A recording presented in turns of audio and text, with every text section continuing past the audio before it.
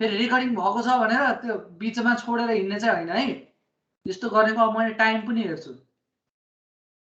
त्यस्तो धेरै गर्न थाल्यो भने फेरि मैले रेकर्डिङ अफ गरिदिन्छु। ओके, त्यस्तो क्वेसन सोधा के तिमीहरूको अलि एक्टिभ छ। ए सेक्सन त एक्टिभ नै भएन नि के। ए सेक्सनलाई जति एक्टिभ गराउन खोज्छु भने पनि एक्टिभ नै हुँदैन। क्वेसन सोध्ने उड्ने गऱ्यो भने पढ्न पनि रमाइलो हुन्छ, अनि क्लासमा चाहिँ बसिराख्न मन पनि लाग्छ कि। नत्र सर एक्लै के बोलेछ केही बुझ्ने पनि होइन, ऱ्यान्डमली बोलिरहेछ भन्ने हुन्छ। अनि त्यो तिमीहरूले पढ्न पनि तिमीहरूलाई पनि मन लाग्दैन, अनि त्यो मलाई पनि त्यत्रो दुःख मात्र हुन्छ कि पढाएँ भन्ने हुन्छ। तर न तिमीहरूले बुझेका हुन्छौ, तिमीहरूले बुझेनौ भने मलाई पनि पढाएको मजा पनि भएन होइन। त्यही भएर सकेसम्म इन्टरेक्टिभ गर्न खोज। क्वेसन जे बुझेनौ, जसले जे बुझेन सोध हालेर अनम्युट गर सोध। त्यो गरेपछि तिमीहरूलाई इङ्गेज भयो जस्तो फिल हुन्छ आफूलाई मनबाट पनि, अनि त्यसले पढ्न जाँगर गराउँछ है त। ल अब हेर, हिजोकै क्वेसनको मैले सरर रिपिट सुरुदेखि नै गरिदिन्छु। त्यो भएपछि कसैलाई जे क्वेसन थियो सबै यहीँ आउने भन्ने छ। ल हेर त, फर्स्टमा अनफ्याक्टर्ड रुट दिएको छ, त्यसलाई फ्याक्टर्ड गरे 150। त्यसमा पनि रिपिट गर्दा पनि छिटो हुन्छ। हजुर स्क्रिन सेयर दिमाग यस्तो भइसक्यो। ल हेर त, पी दिएको छ, छिटो रिपिट गरिदिन्छु। कसैलाई त्यसमा पनि कन्फ्युजन भयो भने चाहिँ सोध्न सक्छौ है त। पी दिएको छ, अनफ्याक्टर्ड भनेको छ, फ्याक्टर्ड गरे 1.5 ले 150। डायमिटर 20 दिएको छ, डी नट भनेको 22 हुने भयो। 24 सम्मको लागि 2 ले बढाउने। कसैलाई कन्फ्युज छैन। Table number 30 ultimate load FU को भ्यालु दिएको छैन। एफवाई को भ्यालु दिइसकेपछि एफयू को भ्यालु हामीलाई स्वतः नोन हुन्छ 410। 4.6 भनेको छ, एफयुबी को भ्यालु 400 भयो, एफआईबी को भ्यालु 400 × 0.6 भनेको 240 भयो। यहाँसम्म कसैलाई केही गाह्रो छैन। ओके, तल जाऊ। अब रिक्वायर्ड सेक्सन चुज गर्नु पर्यो। चुज गर्दाखेरि क्लज नम्बर 6.2 मा गयो भने त्यहाँ फर्मुला छ, अथवा हामीले यो फर्मुला निकाल्न पनि सक्छौँ। हिजो हामीले डिराइभ पनि गरेका थियौँ। परमिसिबल स्ट्रेस भनेको एफवाई म्याक्सिमम भयो, त्यसलाई factor of safety gamma M नटले राख्दाखेरि FY by gamma M nought भयो। स्ट्रेस भनेको फोर्स बाई एरिया गर्यो भने त्यहाँबाट पनि डिराइभ हुन्छ। तर डिराइभ गर्नु आवश्यक छैन, कोडमा अलरेडी दिएको छ। त्यो भनेको टिडिजी भनेको AG FY by gamma M nought. र हामीलाई थाहा छ कहिले पनि क्यापासिटी चाहिँ always greater than design load हुनुपर्छ। पियू को भ्यालु भन्दा क्यापासिटी अलवेज ग्रेटर हुनुपर्छ। तर लिमिटिङ कन्डिसनमा चाहिँ मैले के गर्न पाउँछु, पियू र टिटिजी बराबर गर्न पाउँछु। इक्जाममा पनि टिटिजी इक्वल टु यो लेखेर अर्को स्टेपमा चाहिँ टिटिजी इक्वल टु पियू नलेख्नु। के लेख्नु, PU less than or equal to TDG but limiting case PU equal to TDG so भनेर, अनि यो पियू टिटिजी को ठाउँमा पियूले रिप्लेस गरिदिनु। सिधै रिप्लेस नगर्ने, त्यस्तो बानी नराख्ने कहिले पनि है। त्यो रङ मेथोडोलोजी हो। त्यसले चाहिँ हामीलाई त्यो जुन वे हुन्छ नि, लर्निङ वे चाहिँ बिगारिदिन्छ कि। यस सानो कुराहरूबाट यस्तै कन्सेप्ट वाइज तरिकाले गयो भने चाहिँ तिमीहरूलाई त्यो घोके जस्तो हुँदैन। होइन भने चाहिँ त्यो टिटिजीको ठाउँमा पियू राख्ने, पियूको भ्यालु सब्स्टिट्युट गर्ने भन्ने खालको न्युमेरिकल टेक्निक मात्र हुन्छ, कन्सेप्ट हुँदैन है। त्यस्तो कुराहरूले भोलि पर्सि चाहिँ, अहिले त सानो के हो र त्यो अन्तिममा पियूलाई टिटिजी गर्नु भएको छ नि, के लोजिक छ र त्यहाँ भन्ने जस्तो लाग्छ। तर यहाँको लोजिक भनेको यही ठाउँमा छ, PU less than or equal to design strength. यस्तै सानो कुराहरूको हामीले क्युमुलेटिभ गर्दा दिमागलाई चाहिँ अलिकति ब्रोड बनाउने हो है। त्यही भएर सानो कन्डिसनहरू हामीले राख्छौँ। यस्तो कन्डिसन लेखेरै हामी जान्छौँ। ओके, त्यहाँबाट मैले एजी निकालेँ 660 mm²। त्यति निकालिसकेपछि त्यसको आयो एरिया 6.6 cm²। अब ठ्याक्कै यति हेर्दाखेरि पनि पाइन्छ, कोही पनि लेखेको छैन यति हेर्नु हुँदैन भनेर। यति हेर्दाखेरि पनि पाइन्थ्यो, तर मैले यसभन्दा ठुलो एरिया हेर्छु। किन हेर्छु हामीलाई थाहा छ। यो पछि मैले होल बनाउनु छ, त्यसले रप्चर हुन्छ। त्यस्तै गरेर चेन बोल्टिङ गर्नु छ, त्यसले ब्लक सेयर फेलियर हुन्छ। भने त्यस्ता फेलर हुँदाखेरि पनि मेरो सेक्सन चाहिँ फेल नहोस् भन्नको लागि चाहिँ मैले सेक्सनलाई अलिकति के बनाउँछु, ठुलो बनाउँछु। त्यो ठुलो बनाउँदाखेरि चाहिँ मैले 20% बढाइदिएर 792 mm² निकालेँ। अब त्यो निकालेँ भने जसको कोड छ, कोडमा हेर त यस्तो मजाले, यहाँ मैले सिधै कोडबाटको भ्यालु लेखेकै छैन। कोडमा जे छ मैले त्यही भ्यालुलाई चाहिँ यहाँ स्न्याप गरेर राखेको छु। कोडमा गएर हेर त 808 1989 हेर त, यहाँ एरिया जे दिएको छ cm² मा, त्यही एरिया चाहिँ यहाँ प्रत्येक एङ्गलको एरिया दिएको छ। प्रत्येक एङ्गलको एरिया दिएको छ। त्यो एरिया हेर्दाखेरि हामीले 6.6 भन्दा सानो त कहिले पनि हेर्नु भएन। 6.6 भन्दा सानो हेर्नु हुँदै भएन तर 6.6 भन्दा ठुलो चाहिँ 6.6 भन्दा ठुलो एरिया हेर्न पाइयो र मैले कतिसम्म चाहिँ हेर्न पाउँछु मैले कतिसम्म चाहिँ बढम्ला भनेर मानेको छु 7.92 को नजिकै अब यहाँ गएर एरिया चुज गरेँ एरिया चुज गर्दाखेरि एकचोटि सर सबैले स्टिल टेबल हेर त गएर सबैको एकचोटि स्टिल टेबल पल्टाउ त सबैले आफूसँग छ भने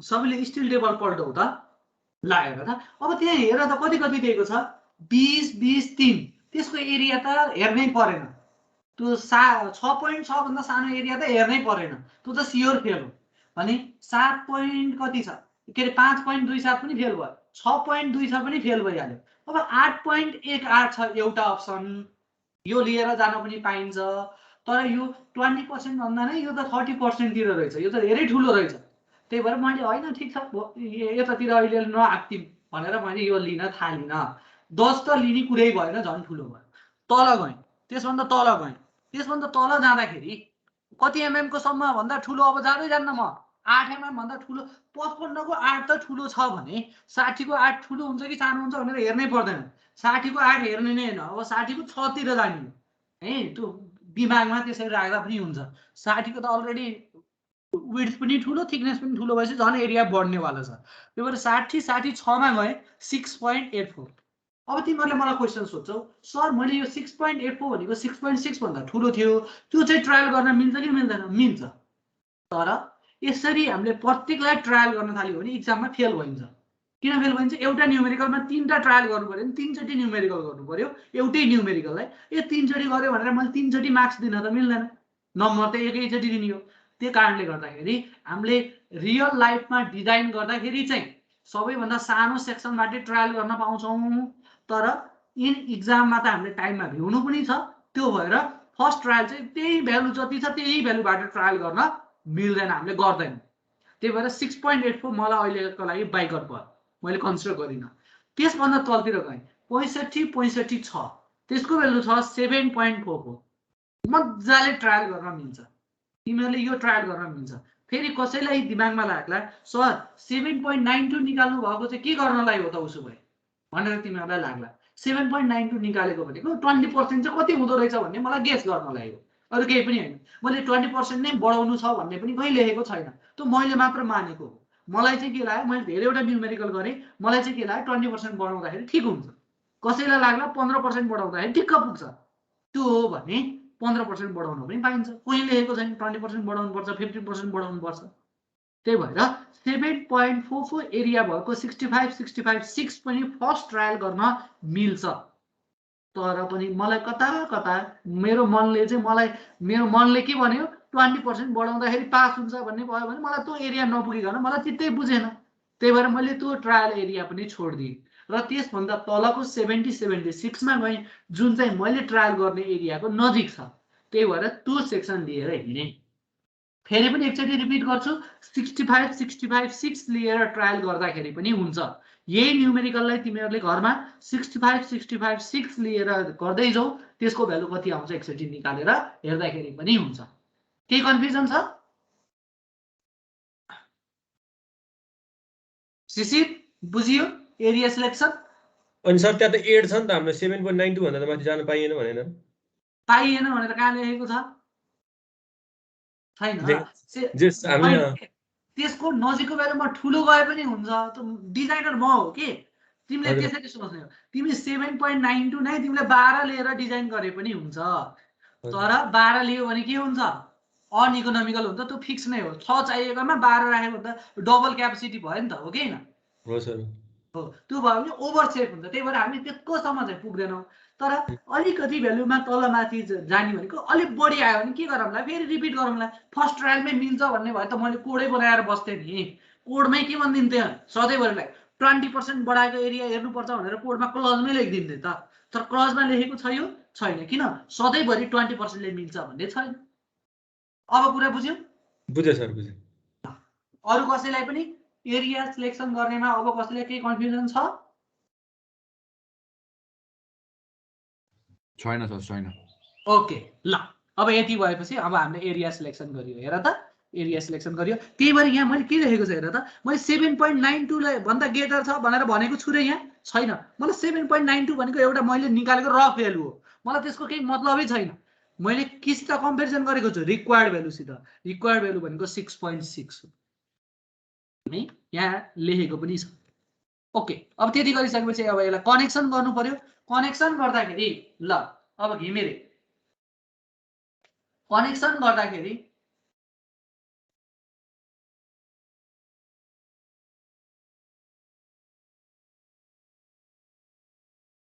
एउटा कल गर्नुपर्ने भयो। एकै मिनट हेर त।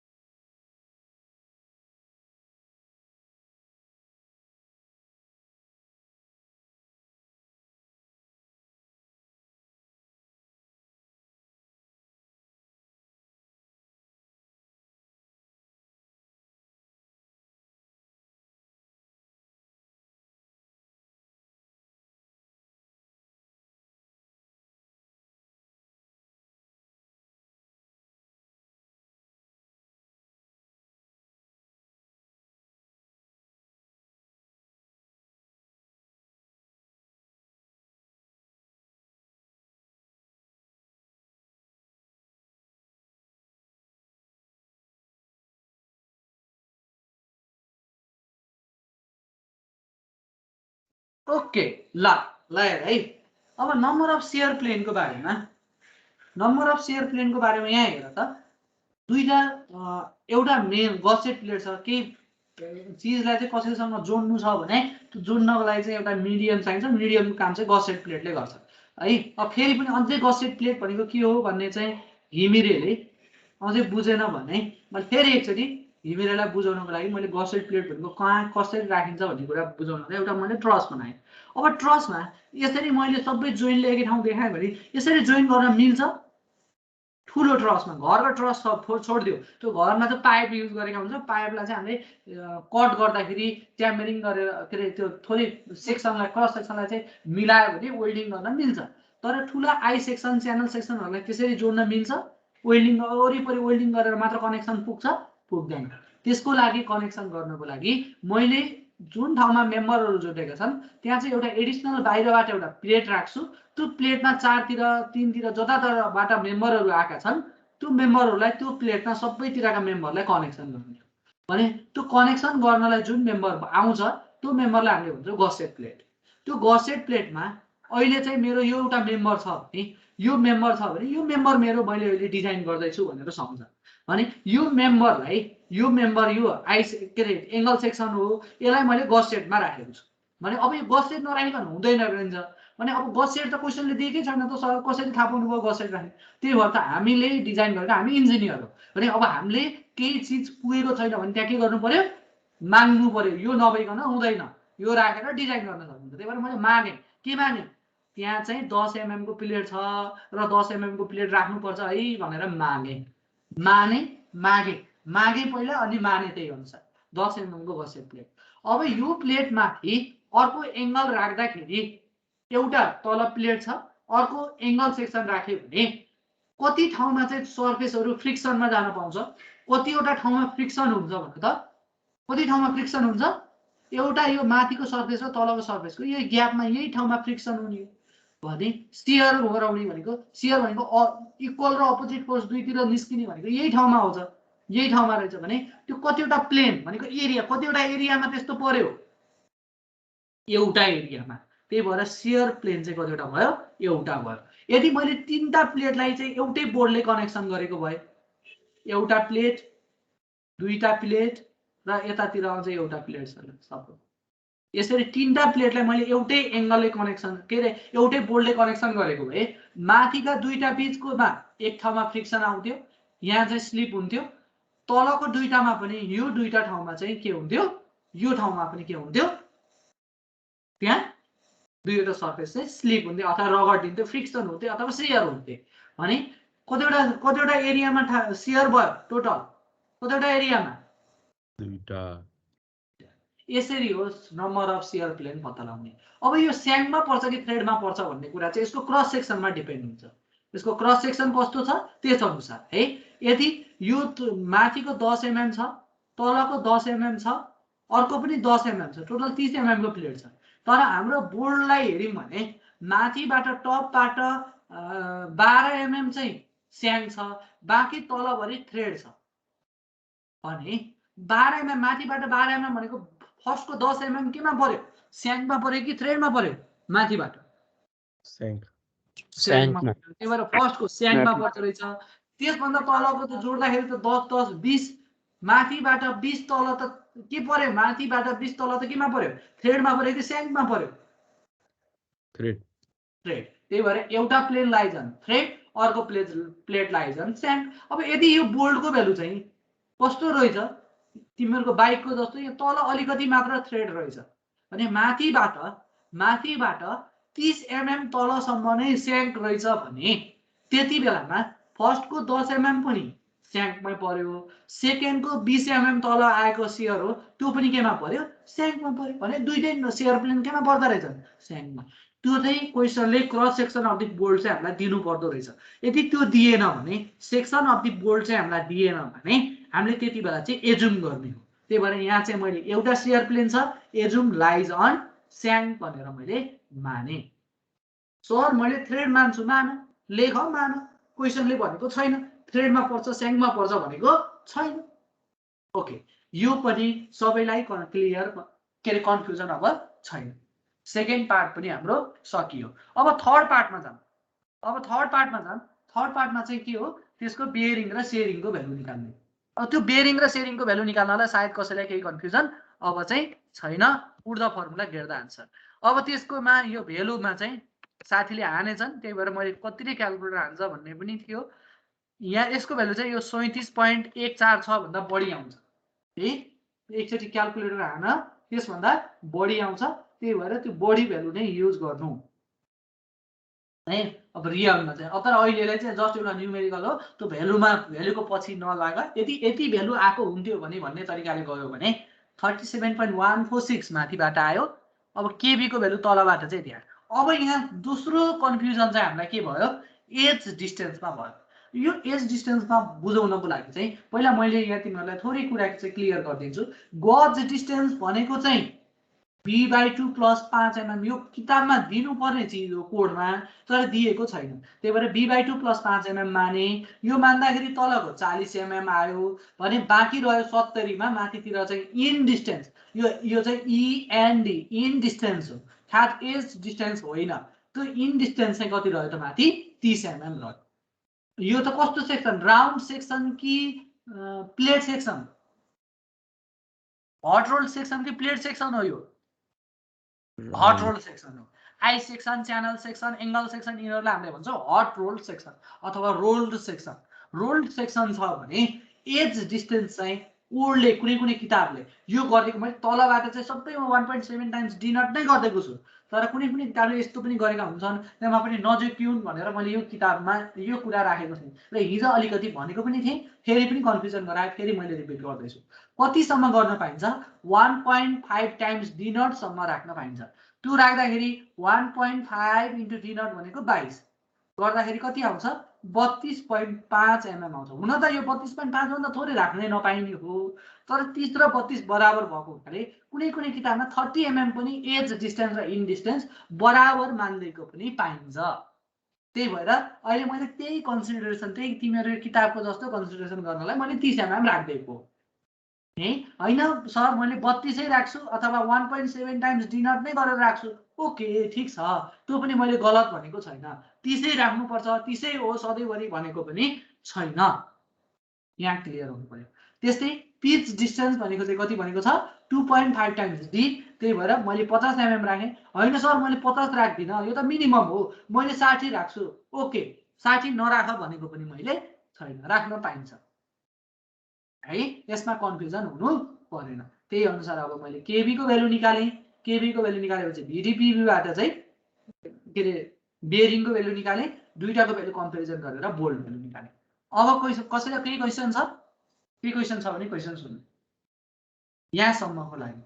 यति कुरा चाहिँ हामीले हिजो त्यो टी चाहिँ हामीले कुन लिने हो? दुईटा फरक फरक दियो भने मिनिमम लिने हो के? हजुर कुन चाहिँ त्यो टी हुन्छ नि 2.5 KB into D into T हुन्छ नि। टी हो। दुईटा फरक फरक छ भने चाहिँ सेम लोड क्यारी गर्ने थिकनेस, सेम लोड क्यारी गर्ने थिकनेस। अहिले हेर त यो गसेट प्लेटलाई यो एङ्गलसित कनेक्सन गर्दाखेरि यसको गसेटको थिकनेस कति छ 10 mm, एङ्गलको कति छ 6 mm।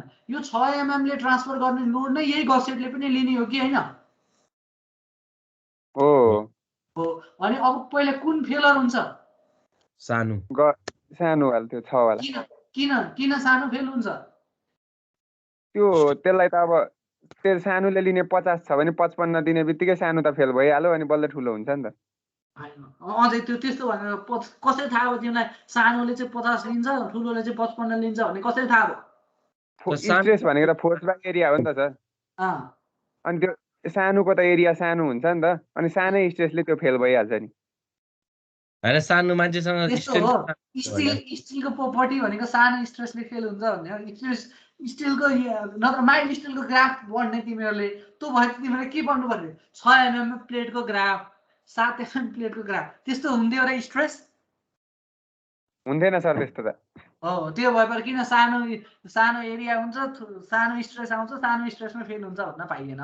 स्ट्रेस सेममा फेल हुने हो, तर सानो एरिया छ भने त्यो छिटो त्यो स्ट्रेसमा पुग्छ। सेम अमाउन्ट अफ फोर्सले स्ट्रेसलाई कन्स्ट्यान्ट राख न, स्ट्रेसलाई कन्स्ट्यान्ट राख्यो भने सेम अमाउन्ट अफ फोर्सले थोरै एरिया छ भने के हुन्छ?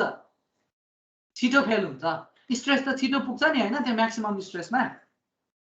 त्यही भएर क्रस सेक्सन एरिया कम जसको छ त्यसमा आउने स्ट्रेस चाहिँ म्याक्सिमम हुन्छ। म्याक्सिमम स्ट्रेस भयो भने चाहिँ परमिसिबल भ्यालु भनेको एउटा कन्स्ट्यान्ट भ्यालु हो, त्यो कन्स्ट्यान्ट भ्यालु एक्सिड हुँदा बित्तिकै फेल हुने हो। त्यही भएर जसको स्ट्रेस चाहिँ धेरै आउँछ, जसमा स्ट्रेस चाहिँ धेरै आउँछ त्यसले चाहिँ परमिसिबल स्ट्रेसलाई एक्सिड छिटो गर्छ र त्यो पहिला फेल हुन्छ।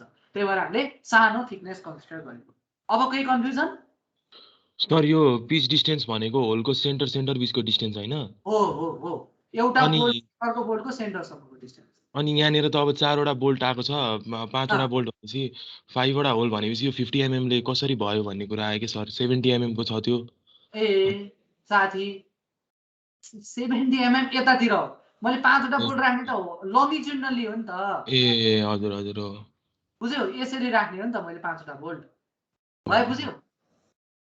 बुझ्यो सर बुझ्यो। ओके ल, अब यति भइसकेपछि अगाडि जाम। बोल्टलाई मैले एरेन्जमेन्ट गरेँ।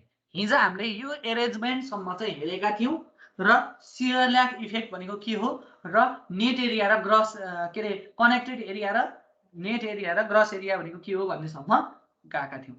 ल हेर, अब यहीँबाट हामीले रिपिट गर्छौँ रप्चर स्ट्रेन्थ। हुन्छ रिपिट त सुरुदेखि गर्दै, अब यहाँबाट सुरु गरौँ है। ल एकदमै ध्यान दिएर हेर्नु, एकदमै सजिलो छ, एकदमै सहज सजिलो छ है त। ल सुरु गरेँ है त आजको, सबै एटेन्सन।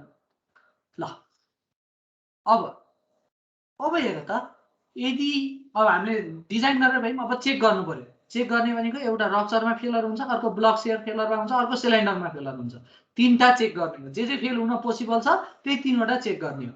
अब एङ्गल सेक्सन भएको हुनाले हामीले पहिला केमा चेक गरियो? रप्चरमा। त्यो रप्चरमा चेक गर्नको लागि क्लज नम्बर 6.3.3 मा गयो भने क्लज नम्बर 6.3.3 मा गयो भने the rupture strength of an angle connected through the one leg is affected by shear lag. Shear lag इफेक्टले इफेक्ट गर्छ भनेको स्ट्रेच चाहिँ डिफरेन्ट हुने इफेक्ट भनेको शियर ल्याग इफेक्ट हो हैन, त्यसले इफेक्ट गर्छ र त्यसको स्ट्रेन्थ चाहिँ TDN को भ्यालु यति हुन्छ भनेर हामीलाई कोडले दिएको छ। अब यहाँ फर्मुलामा 0.9 हामीलाई थाहा छ, ANC थाहा छैन, FU थाहा छ, गामा M1 थाहा छ, बीटा थाहा छैन, AG0 थाहा छैन, FI थाहा छ, गामा M0 थाहा छ, अरु सबै थाहा छ। यो तीनटा प्यारामिटर थाहा छैन भने फर्स्टमा ANC निकाल्न खोजौं।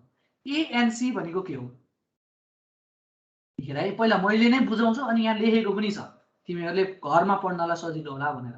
ANC भनेको कनेक्टेड लेगको एरिया हो। यो कनेक्टेड लेग छ भने यसको एरिया कति हुन्छ कनेक्टेड लेगको एरिया भन्यो भने यो मैले रातोले कलर गरे जतिको एरिया भनेको कनेक्टेड लेगको एरिया हो। कसैलाई गाह्रो छैन होला यति बुझ्नलाई हो। O भनेको आउटस्ट्यान्डिङको ग्रस एरिया भनेको, C भनेको कनेक्टेड, O भनेको आउटस्ट्यान्डिङ। यो कनेक्टेड गर्यो भने यो बाहिर रहेको आउटस्ट्यान्डिङ होला। ओके, अब यसलाई पनि मैले रङ्गाउँछु। यसको रङ्गेको एरिया भनेको यो एरिया भयो। हेर त यहाँ एउटा चीज चाहिँ तिमीहरूले कमन देख्यो, यसको थिकनेस T छ, यसको यतातिरको थिकनेस पनि T छ भने यो T इन्टु T बराबरको एरिया, यो T इन्टु T बराबरको यो एरिया त के को रहेछ कनेक्टेडको पनि रहेछ, आउटस्ट्यान्डिङको पनि रहेछ। यहाँदेखि यहाँसम्मको डिस्टेन्स भनेको यहाँदेखि यहाँसम्मको डिस्टेन्स भनेको कति छ 70। ल अब भ्यालु निकालौँ है, केही छैन गाह्रो छैन। यहाँबाट यही प्लेटको एरिया निकाल्नु हेर है, ANC भनेको कति हुने भयो 70 इन्टु यो थिकनेस कति छ 6 mm। 270 मा त यो बोल्टको डायमिटर त घटाउनु पर्यो नि। अझ यसलाई यसरी किन लेखौँ, एकैचोटि यसरी लेखौँ त सजिलो होला। हेर है यो 70 छ, 70 मा यो एउटा बोल्ट परेको छ। बोल्ट राख्नको लागि यहाँ मैले यो प्लेटमा के बनाउनु पर्छ वाल होल बनाउनु पर्यो। होलको डायमिटर 22 छ, 22 घटायो भने यो 70 माइनस 22 भनेको त यो त सबै कसलाई कन्सिडर गरियो, यो एरिया कनेक्टेडलाई कन्सिडर गरियो नि। सबै कनेक्टेडको हो र यो सबै एरिया कनेक्टेडको हो। यो त यसको पनि त हो, यसको पनि त अधिकार छ। यो एरिया भनेको त कमन हो नि त, यो त 10 गजा जस्तो रहेछ। त्यही भएर कमन एरियाले त्यो दुईटालाई सेयर गर्न दिनु पर्यो। त्यही भएर नर्मली 70 माइनस 22 इन्टु थिकनेस भनेको 8 mm हुन्थ्यो, तर कमन एरिया कति छ T इन्टु यतातिर यो डिस्टेन्स पनि T, भर्टिकल डिस्टेन्स पनि T, त्यो भनेको 8 इन्टु 8 कमन एरिया छ। कमन एरिया दुईटालाई बाँडिदिनु पर्छ भने यो त टोटलबाट कमन एरिया बाँडिदिएको एरिया घटाइदिनु पर्यो, आधा एरिया घटाइदियो। अथवा यसबाट मैले T लाई कमन लिए भने थिकनेसलाई कमन लिए, 8 mm को थिकनेसलाई कमन लिए भने के हुँदो रहेछ हेर त 70 माइनस 22 माइनस 8/2। यसलाई फर्मुला बनाइदिउँ त, मुलाहरूको लागि हामी त कोही पनि मुला छैनौँ, तर कोही मुला बन्न खोजियो भने T कमन ल्याइदिउ, B बाहिरको डिस्टेन्स मा डायमिटर D0 घट्यो, यो 8/2 भनेको के घट्यो T/2। अब AG0 कति हुन्छ भनेर सोध्यो भने कसैले मलाई यो क्वेशन सोध्दैन नि के होला TB माइनस T/2 मात्र होला। के नहोला आउटस्ट्यान्डिङमा, के नहोला त्यो होल नहोला। कसैले के कन्फ्युज छ? अब दुईटा एरियामा कसैलाई के कन्फ्युज छ? D0 भनेको चाहिँ त्यो 2 mm नजोडिकनको होइन सर, जोडेको होलको लागि हो भनेर बुझ्नु। D भनेको चाहिँ नजोडेको, D0 भनेको जोडेको। अनि त्यो माथि त्यसो भने हामीले पिच डिस्टेन्सहरू निकाल्दा चाहिँ कुन राख्ने हो त? त्यो जोडेकै राख्ने हो सर? पिचमा 2.5 टाइम्स D छ, एजमा 1.7 टाइम्स D0 छ, और 1.5 टाइम्स D0 छ। यो त जे छ त्यही जान्नुपर्छ। यो तिमीले मैले भनेर हुने चिजै होइन, कोडले दिएको चिज हो। यो मान्छेले घरमा हेरेकै रहन्छ अहिलेसम्म। त्यत्रो हाम्रो 7-8 वटा क्लास एज र पिच बेयरिङ र सेयरिङ भन्दा गएको हो, सब बिर्सेर। घिमिरेजी एकचोटि नोटमा हेर्ने है गएर। हुन्छ सर। D को ठाउँमा D नै राख्ने, D0 को ठाउँमा D0 राख्ने। D भनेको चाहिँ नजोडेकोलाई D लेख्छौँ, यसलाई नोमिनल डायमिटर भन्छ। यसलाई के भन्छ? नोमिनल डाया भन्छ। यसलाई चाहिँ के भन्छ? होलको भएको हुनाले डायमिटर अफ होल HOLE होलको ओ आएको यचको ओ यही HOLE को होलको ओ आएको अथवा गोलो बनाएको भएर ओ आएको भनेर बुझ न। ल केही कन्फ्युज छ छैन? ओके, यति भइसकेपछि ANC पनि आयो AG नट पनि आयो। अब मलाई गाह्रो छ यो बीटा। अब यहाँ नयाँ टर्म आयो बीटा। बीटा निकाल्नलाई हेर त के भनेको छ, कस्तो सजिलो छ। जे भनेको छ जे निकाल्न भनेको छ त्यति निकाल्यो भने त सक्यो नि। 1.4 त्यो त थाहा नै छ सबैलाई। 0.076 थाहा छ। W/T यो W भन्ने त मलाई के हो थाहा भएन। T भनेको चाहिँ थिकनेस हो, यो यतिसम्म चाहिँ थाहा छ। FY थाहा छ, FU थाहा छ, BS र LC। फेरि यहाँ नयाँ टर्म आयो, BS भनेको के हो, LC भनेको के हो, यो दुईटा टर्म पनि थाहा छैन भने अब मलाई तीनटा टर्म खोज्नु पर्यो। एउटा W खोज्नु पर्यो, अर्को BS खोज्नु पर्यो, अर्को LC खोज्नु पर्यो, अर्को FU थाहा छ, गामा एम0 थाहा छ, FY थाहा छ, गामा एम1 थाहा छ, 0.7 थाहा छ, अरु सबै थाहा रहेछ। यिनी तीनटा टर्म खोज्नु पर्यो। अब यो तीनटा टर्म भनेको चाहिँ के? अब यहाँ हेर त, फर्स्टमा लेख्यो W। W भनेको चाहिँ के भनेको रे? W भनेको के भनेको छ? Outstanding leg. के भनेको छ W भनेको? Outstanding leg width. त्यो भनेको त ए भन्ने खालको भएछ। कति? यदि यसलाई मैले कनेक्सन गरेँ भने अहिले कति छ? यहाँदेखि यहाँसम्मको भ्यालु कति? 70। यहाँदेखि यहाँसम्मको भ्यालु कति छ? 70। यो थिकनेस कति छ? 6। यो थिकनेस कति छ? 6। यही हो कि? ल हेर त, अब हेर त, कनेक्टेड यहाँ W भनेको के छ? आउटस्ट्यान्डिङ लेगको विड्थ। आउटस्ट्यान्डिङ भनेको कनेक्सन नभएको, कनेक्सन नभएकाको विड्थ कति छ? विड्थ कति छ? 70।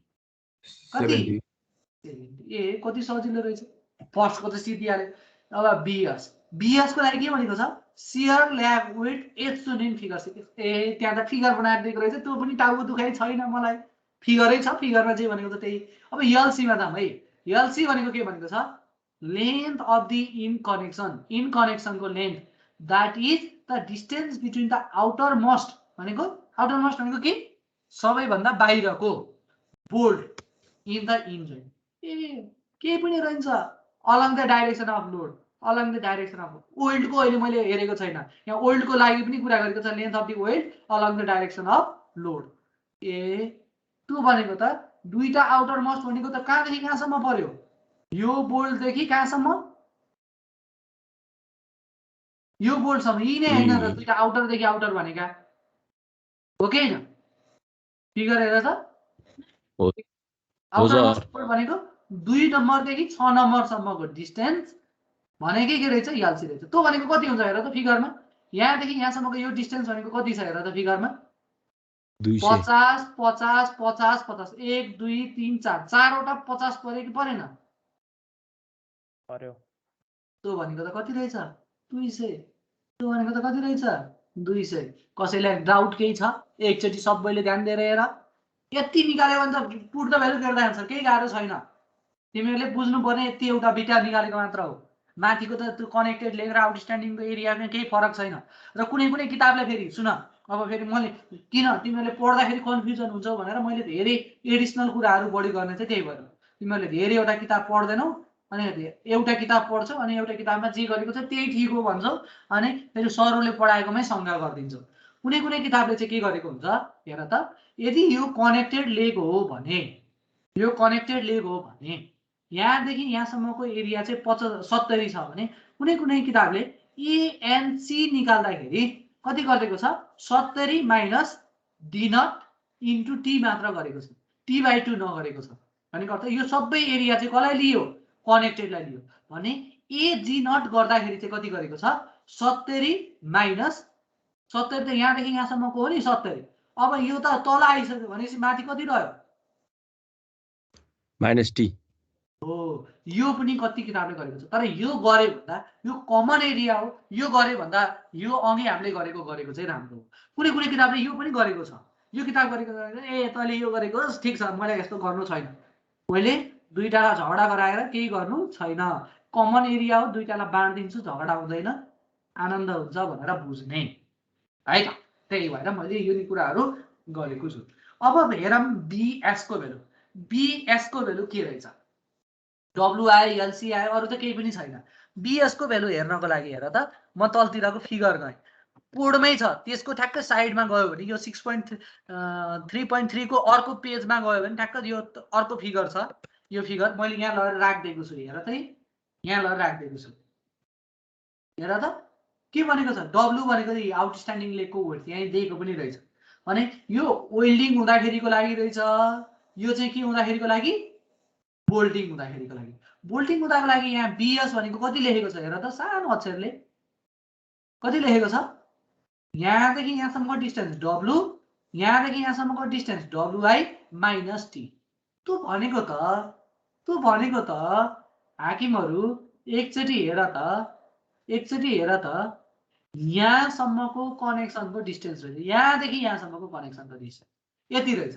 यति भनेको यहाँदेखि यहाँसम्मको डिस्टेन्स भनेको डब्लु। हामीले यहाँदेखि यहाँसम्मको डिस्टेन्सलाई के मानेका थियौँ रे हाकिमहरू? अघि यसलाई के मानेका थियौँ? डबल लाइन देखेकोबाट यसको यो प्लान भ्यू बनाउँ त कस्तो देखिन्छ? यसको प्लान भ्यूमा यस्तो देखिने हो कि होइन? यो दुईटा लाइन देखियो अनि यो एज देखियो भने यहाँ तिमीहरूले यसरी बोल्ड राख्ने हो भने यहाँदेखि यहाँसम्मको यो डिस्टेन्स डबल लाइनदेखि बोल्डको सेन्टरसम्मको डिस्टेन्स हामीले के मानेको अघि?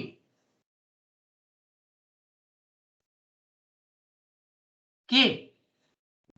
जी सर, जी डिस्टेन्स भने त्यही जी डिस्टेन्स राखेको रहेछ। ए डब्लुआई भनेको त जी नै रहेछ भने डब्लुआई पनि आयो, टी थाहा छ भने बिएस भनेको त W plus G minus T नै रहेछ।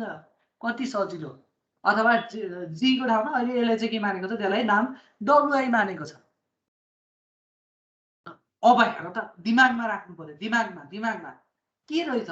यदि यसलाई जोडले तान्यो भने यो त यहाँ कनेक्सन छ भने यति धेरै एरिया त कनेक्सन भएको छैन नि, त्यही भएर यो यताको एरिया चाहिँ छोटो छ, यो यही बस्न खोज्दो रहेछ, यही ठाउँमा बस्न खोज्दो रहेछ।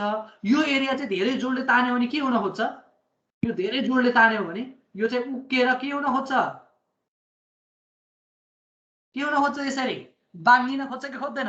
धेरै जोडले तान त एकचोटि इमेजिन गरेर तान त कस्तो हुन्छ? मैले जोडले तान्यो भने के हुन्छ? यति यो एरिया भएको यहाँदेखि यो ठुलो एरिया छ नि, यो ठुलो एरिया त के हुन खोज्दो रहेछ? बाँधिन खोज्दो रहेछ।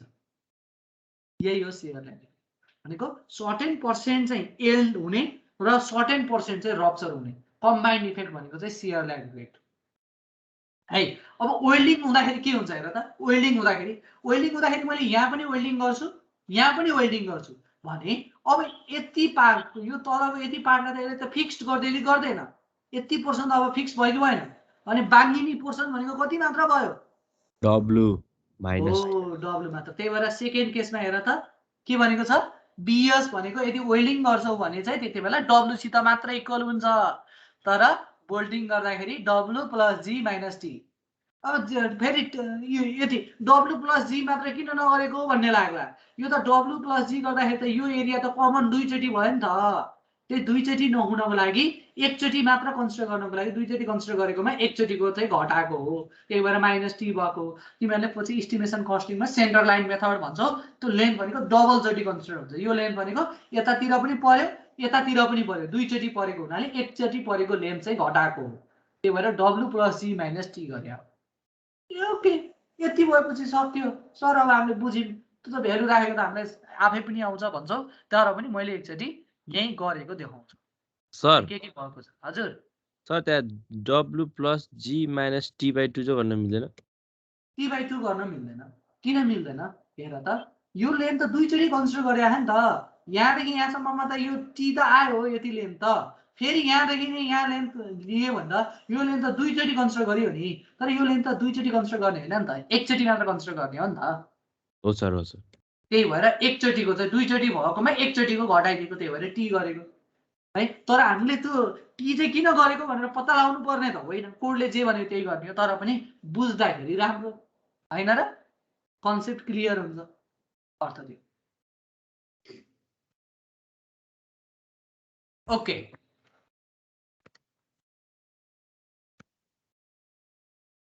त एएनसी को भ्यालु निकाले आउटस्ट्यान्डिङको एरिया। अब यहाँ त्यो एरिया चाहिँ निकालेको छ फर्मुला। एएनसी मा 70 मा 22 घटाए डी नट घटाए टी/2 गरे इन्टु टी गरे 270। एजी नट मा चाहिँ 22 घटाउनु परेन 70 - 6/2 इन्टु 6 402। कसैलाई पनि केही कन्फ्युज छैन।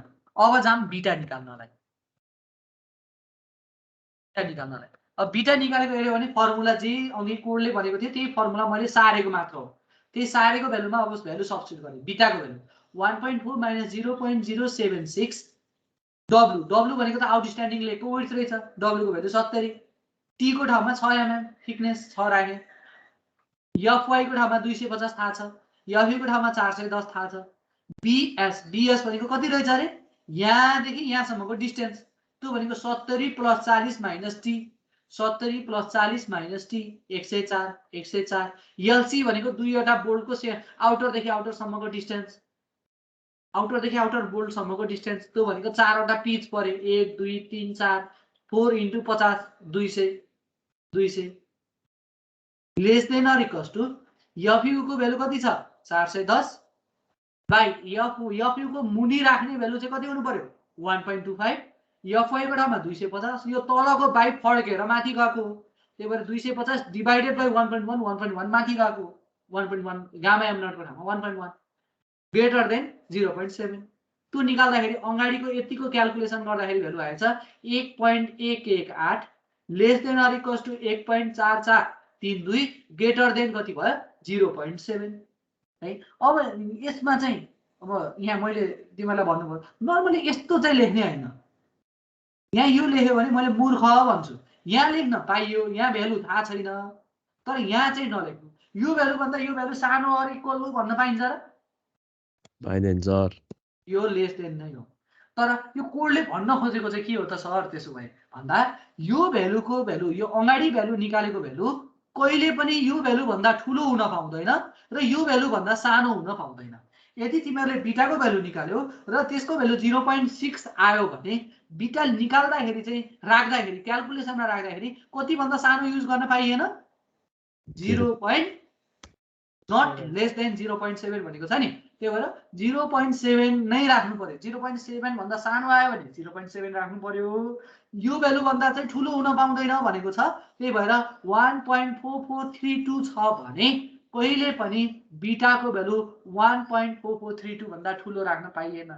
सायद सेकेन्ड त कोही मूर्खले पनि गर्दैन होला। 1.4 मा यो पछाडिको भ्यालु घटाउँदाखेरि 1.44 भन्दा ठुलो त आउने चान्सै छैन। त्यही भएर इन बिट्विन आयो भने चाहिँ ठुलो सानो भन्दा सानो आएन ठुलो भन्दा ठुलो आएन भने जे भ्यालु आयो त्यही राख्ने बिटाको भ्यालु। त्यही भएर जे भ्यालु आयो त्यही राख्ने मैले बिटाको भ्यालु 1.118। कसैलाई केही कन्फ्युज छ कसैलाई केही कन्फ्युज छैन। अब put the value greater than हजुर 1.118 कसरी आयो भनेको हजुर सर त्यही हेर त 1.4 माइनस क्याल्कुलेटरमा हान्दैछौ 1.4 माइनस 0.076 डब्लु को ठाउँमा 70 टी को ठाउँमा 6 250 बाइ 410 104 बाइ 200 यतिको भ्यालु निकाल त अगाडिको भ्यालु क्याल्कुलेटरमा हानेर यति आउँछ। यतिको भ्यालु निकाल त यति आउँछ 0.7 भने यो हाम्रो बिटाको भ्यालु चाहिँ म्याक्सिमम भन्दा सानो आयो मिनिमम भन्दा ठुलो आयो। त्यही भएर लाइज बिट्विन मिनिमम र म्याक्सिमम भयो। त्यही भएर जे छ त्यही भ्यालु लेख्यो। अब कुरा बुझ्यौ ओके। अब त्यही भ्यालु आएको जे भ्यालु आयो त्यही भ्यालु मैले सब्स्टिट्युट गरेँ। त्यही भ्यालु सब्स्टिट्युट गरेँ। सब्स्टिट्युट गर्दाखेरि टीडीएन को भ्यालु आयो हेर त 0.9 एएनसी एफयू थाहा छ। एएनसी को भ्यालु 270 अघि निकालेको एफयू को भ्यालु 410 गा एफयू भन्दा मुनि जहिले पनि 1.25 बिटाको भ्यालु 1.118 इन्टु एजी नट को भ्यालु 402 अघि माथि निकालेको छ। एफआई को भ्यालु 250 डिभाइड बाइ 1.1 है। त्यति गरेपछि यसको भ्यालु आयो 181.848। यो के भन्दा ठुलो आयो हामीलाई डिजाइन कतिको गर्नु थियो डिजाइन 150। यदि यो 148 147 149 आएको भए सेक्सनको साइज चाहिँ हामीले के गराउनु पर्थ्यो बढाउनु पर्थ्यो, बढाएर फेरि यही काम रिपिट गर्नु पर्यो, बिटा निकाल्नु पर्यो, टिडिएन निकाल्नु पर्यो, एजी नट र एएनसी निकाल्नु पर्यो। माथिको स्टेप रिपिट गर्ने होइन, सुरुदेखि नै फेरि क्वेसन गर्ने चाहिँ होइन। जे फेल हुन्छ त्यति मात्र गर्ने हो। किन सानो सेक्सनले त पुगेको थियो भने ठुलो राख्दाखेरि त माथि खुसी हुन्छ, ए मलाई त अब त कमले पनि पुग्यो भनेर। 10 जनाले गर्नुपर्छ भनेको काम 20 जनालाई दिएपछि ए कति आनन्द, अब त थोरै काम गरे हुन्छ भने जस्तै हो। सेक्सन घटायो भने चाहिँ माथिको पनि रिपिट गर्नुपर्छ, सेक्सन बढाउँदाखेरि चाहिँ रिपिट गर्नु पर्दैन।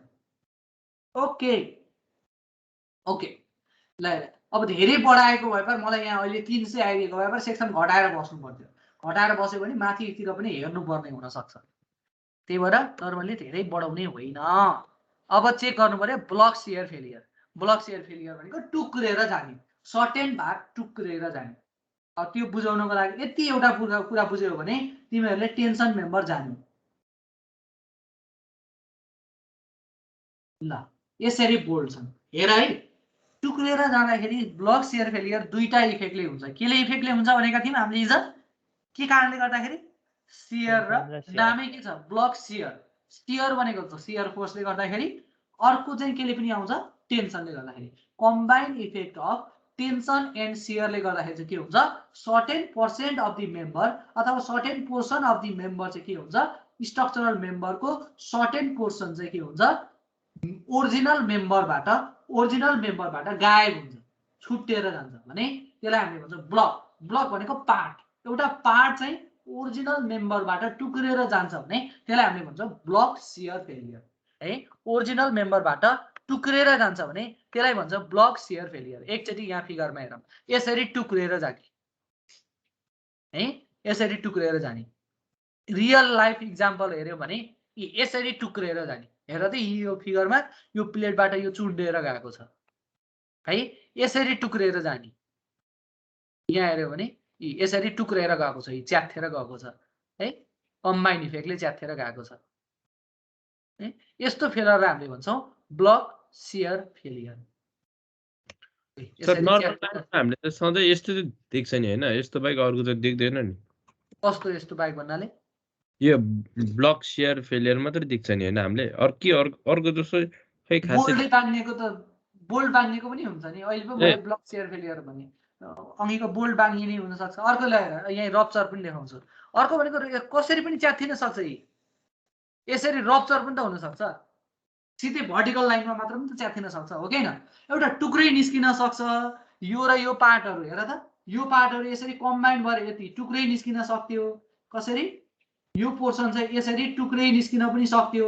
अर्को कसरी पनि च्यात्थिन सक्छ, यसरी पनि च्यात्छ। अब यो च्यात्थिन्छ कि यो टुक्रा निस्किन्छ भन्ने कुरा चाहिँ जसको लोड कम छ त्यही च्यात्थिन्छ पहिला हो कि हैन? कुरा बुझ्यौ? सर त्यो आदि भएर जानु चाहिँ त्यसलाई चाहिँ ब्लक भन्न मिल्दैन? हजुर, त्यो जस्तै अब यहाँनिर तपाईले ब्लक भन्न मिल्दैन। त्यसलाई त यहाँ ब्लक हुनलाई के हुनु पर्यो, सेयर पनि हुनु पर्यो के, होरिजेन्टल डाइरेक्सनमा पनि फेल हुनु पर्यो के। यहाँ होरिजेन्टल डाइरेक्सनमा फेल छ र ओन्ली भर्टिकल डाइरेक्सनमा मात्र, लोडको परपेन्डिकुलर डाइरेक्सनमा मात्र भएको छ भने त्यो रप्चर मात्र भएको छ। रप्चर गराउने काम मात्र चाहिँ कसले गर्छ? कसले गर्छ? टेन्सनले गर्छ। ठीक छ, त्यसलाई चाहिँ हामी भन्छौँ रप्चर फेलियर। भने रप्चर प्लस सेयरले दुईटैले कम्बाइन इफेक्ट भयो भने त्यसलाई बल्ल भन्ने हो कि ब्लक सेयर फेलियर।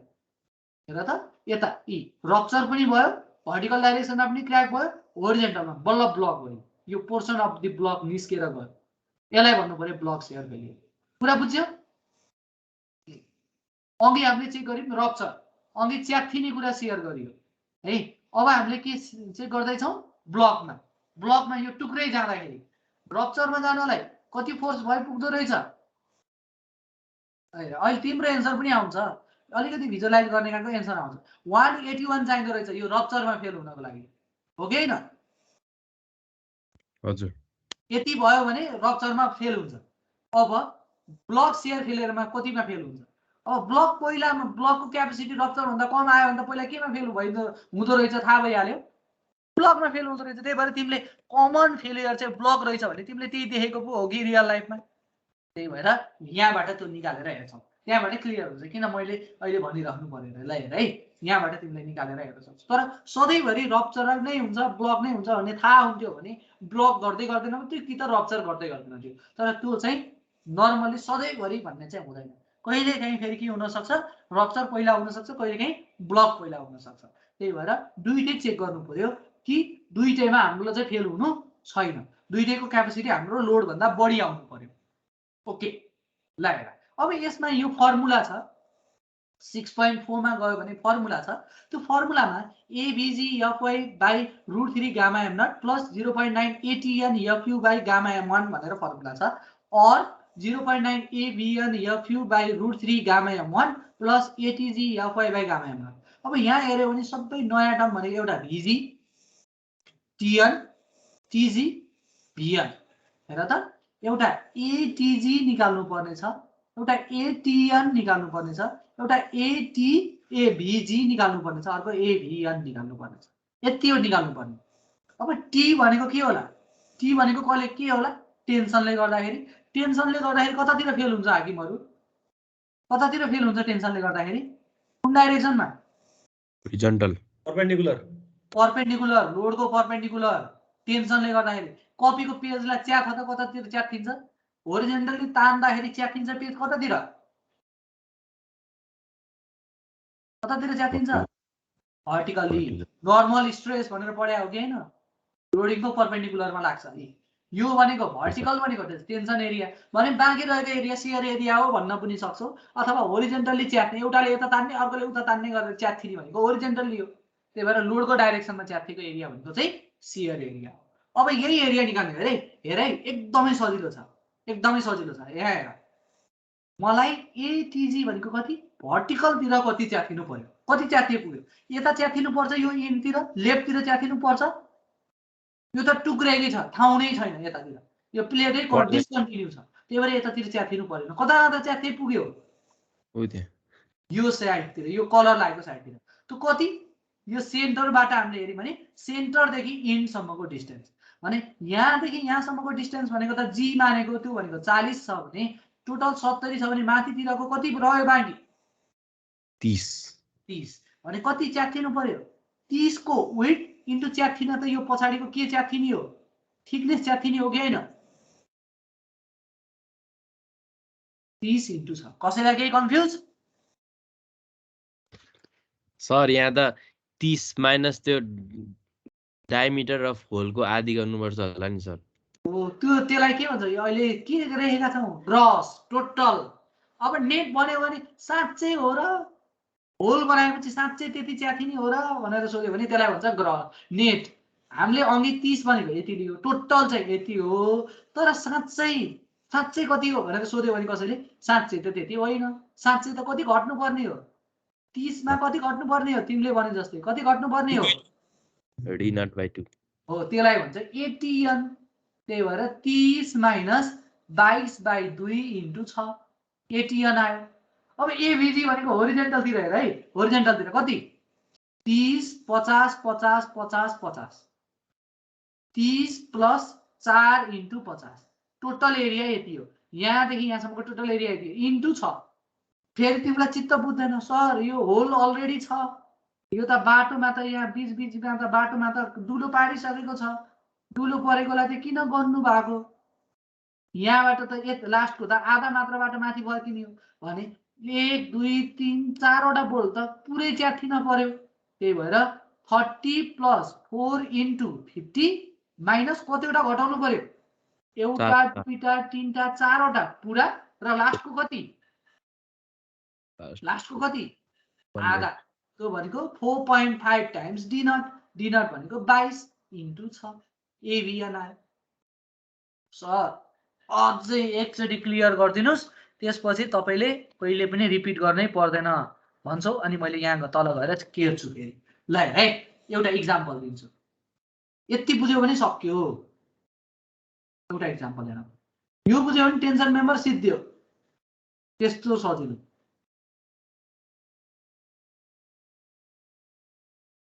सपोज यस्तो छ भने कसरी फेल होला? यताबाट जाला, यताबाट जाला, यताबाट जाला, यसरी जाला ब्लकमा हेर्दाखेरि हो कि हैन? हो सर। हो ल हेर अब फेल हुँदाखेरि कति फेल हुनु पर्यो? सियरमा के अरे बेरिङमा के अरे टेन्सनमा कति फेल हुनु पर्यो? यो कालो लागेको। तर अहिले केमा सियरमा हेर त कति फेल हुनु पर्यो? माथितिर पनि फेल हुनु पर्यो, तलतिर पनि फेल हुनु पर्यो, दुईतिर फेल हुनु। ल अब यसमा निकालौँ है, मैले डाइमेन्सन दिन्छु। यदि पिच डिस्टेन्स चाहिँ 60 एज चाहिँ 40 छ र यो भर्टिकल डिस्टेन्स चाहिँ गज चाहिँ मैले 50 राखेको छु भने र यसको थिकनेस चाहिँ 8 mm छ। डायमिटर अफ द होल चाहिँ यदि 22 mm छ। ल भन त एभीजी कति हुन्छ? एभीजी कति? एभीजी ग्रस टोटल कति? 40 होरिजेन्टल हो नि, 40 प्लस 2 इन्टु 60 60 प्लस 60 यति टोटल हो इन्टु कति एमएम? 8 mm। यसले कति एरिया आयो भन त? यति एरियाले कति एरिया आयो? कहाँको एरिया आयो? माथिको मात्र। भने च्यातिनु पर्ने कहाँ पनि छ? तल पनि छ। भने तलको लागि पनि कन्सिडर गर्नलाई कति कन्सिडर गर्दै भयो? त्यही रिपिट गरेर बस्छु इन्टु 2 सधैँभरि फेरि फर्मुला इन्टु 2 होइन। अघि च्यातिन परेको थिएन, एकातिर मात्र च्यात्तै पुगेको थियो, अहिले दुईतिर चाहिँ त्यही भएर इन्टु 2 गर्ने। अब एभीएन कति हुन्छ हेर त? सबैले भन्छौ है। अब 2 इन्टु त लेखेको अब सबैले बुझिहाल्यो, दुईटा भएको कारणले गर्दा। टोटल कति छ? 40 प्लस 2 इन्टु 60। ल कति घट्नु पर्यो भन त? दुईटा यो फुल पुरै, यो बोल्ड पुरै, यो बोल्डको कति? आधा भनेको 2.5 इन्टु 3 होइन, यसको त आधा हो नि। 2.5 इन्टु किन सर भन्ने पनि कसैले सोध के डाउट लाग्छ। यहाँबाट यताको, यहाँबाट यता, यहाँ पुग्यो भने त यतातिर त यहाँबाट च्यातिनु पर्यो नि। यहाँबाट च्यातिँदा त च्यातिने एरिया त बढी छ कि छैन? यहाँबाट च्यातिनु भन्दा त यसलाई त सेन्टरबाट यहाँदेखि यहाँ च्यातिन पर्यो भने नजिक पर्यो कि परेन? थोरै एरिया च्यातिए पुगेको पुगेन? त्यही भएर यो इन्डसम्म पुग्दैन। त्यही भएर 3 डिनोट गर्ने होइन यसमा। त्यही भएर 2.5 टाइम्स इन्टु 22 इन्टु 8। कसैलाई केही डाउट? नो। ल अब एटीजी निकालौँ अनि पुट द फर्मुला। अब त सक्यो। एटीजी निकालौँ त कति हुन्छ? एटीजी 50 इन्टु कति? थिकनेस 8। दुईतिर छैन, एकतिर मात्र हो। एटीएन कति हुन्छ भन त?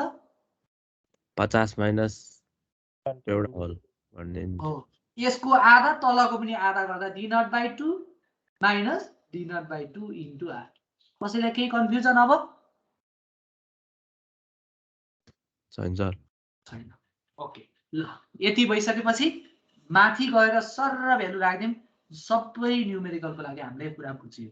सबैमा यस्तै चेक गर्ने छ। एउटा न्युमेरिकल बुझेपछि त अरू न्युमेरिकल त हामीले कति छिटो गर्छौँ, कति मजाले गर्छौँ, कति मजाले बुझ्छौँ। एकदम सजिलो। इक्जाममा आएको 12 नम्बरको न्युमेरिकल कति मजाले मिल्छ। यो इक्जाममा 12 नम्बरमा हुन्छ यो न्युमेरिकल। ल हेर त अब यो माथिकोमा यहाँ गएर मैले इपी को टर्ममा लेखेको छु। इपी को टर्ममा यो फर्मुला जस्तो नलेख्ने इक्जाममा चाहिँ है। फिगर बनाउने, फिगरबाट सिधै यो क्याल्कुलेसन लेखिदिने हो। फेरि कतिले चाहिँ मैले फर्स्टचोटि पढाउँदाखेरि यो फर्मुला बनाइदिएको थियो सबैले। E plus 4p into T हो र जहिले पनि एभीजी को भ्यालु होइन सर, अघि जस्तो है। यो त त्यो माथिकोमा अहिले चाहिँ यो एज भयो, यो 4वटा पी भयो भन्नलाई मात्र यो बनाइदिएको हो। सधैँभरि यो फर्मुला होइन। त्यही भएर यसरी पढ्ने चाहिँ होइन। अघि हामीले जसरी सिकियो त्यही कन्सेप्टले पढ्ने हो है। यहाँ मैले लेखिदिएको पनि छु। 4वटा कम्प्लिट परे 5 नम्बरको बोर्डको चाहिँ हाफ एरिया लिने भनेर लेखिदिएको पनि छु। यसरी सबै एरिया निकालेपछि टिडिबी1 पनि निकालेँ मैले। फर्मुला पुट्दा भ्यालु हेर त, के भ्यालु राख्न केही गाह्रो छैन।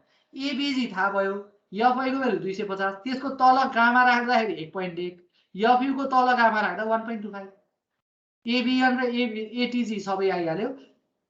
पुट द फर्मुला राख। एउटाबाट 214 आयो, अर्कोबाट कति आयो? अर्कोबाट कति आयो? 174। त्यहाँ माथि के भनेको थियो कोडले?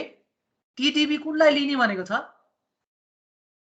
Block shear strength TDB of the connection shall be taken as the smaller of भनेको दुईटा मध्येको के लिनुपर्छ अरे सानो सानो दुईटा मध्येको सानो भनेको कति भयो 154 त्यो भनेको कति भन्दा ठुलो भयो 150 भन्दा फेल भयो र भयो भयो भएन नि सर भएन ठुलो भयो अब इक्जाममा यस्तै ठिक्कै मिल्यो भने त खुसी हुने आहा कति मजा फर्स्ट स्टेपमै मिल्यो भनेर तर सधैँभरि यस्तो हुनेवाला छैन अब सपोज कहिलेकाहीँ केमा मात्र फेल भइदिन्छ यो त माथिको रप्चरमा पास भयो तर केमा फेल भयो ब्लकमा फेल भयो भने रप्चर रिपिट गर्ने परेन नगर्ने ब्लकलाई मात्र पास गराउने ब्लकलाई पास गराउनलाई सेक्सन के लिने ठुलो ठुलो यही काम गर्छ र फेरि पनि हामी फेल हुन्छ हेर है यहाँ एउटा कन्सेप्ट चाहिँ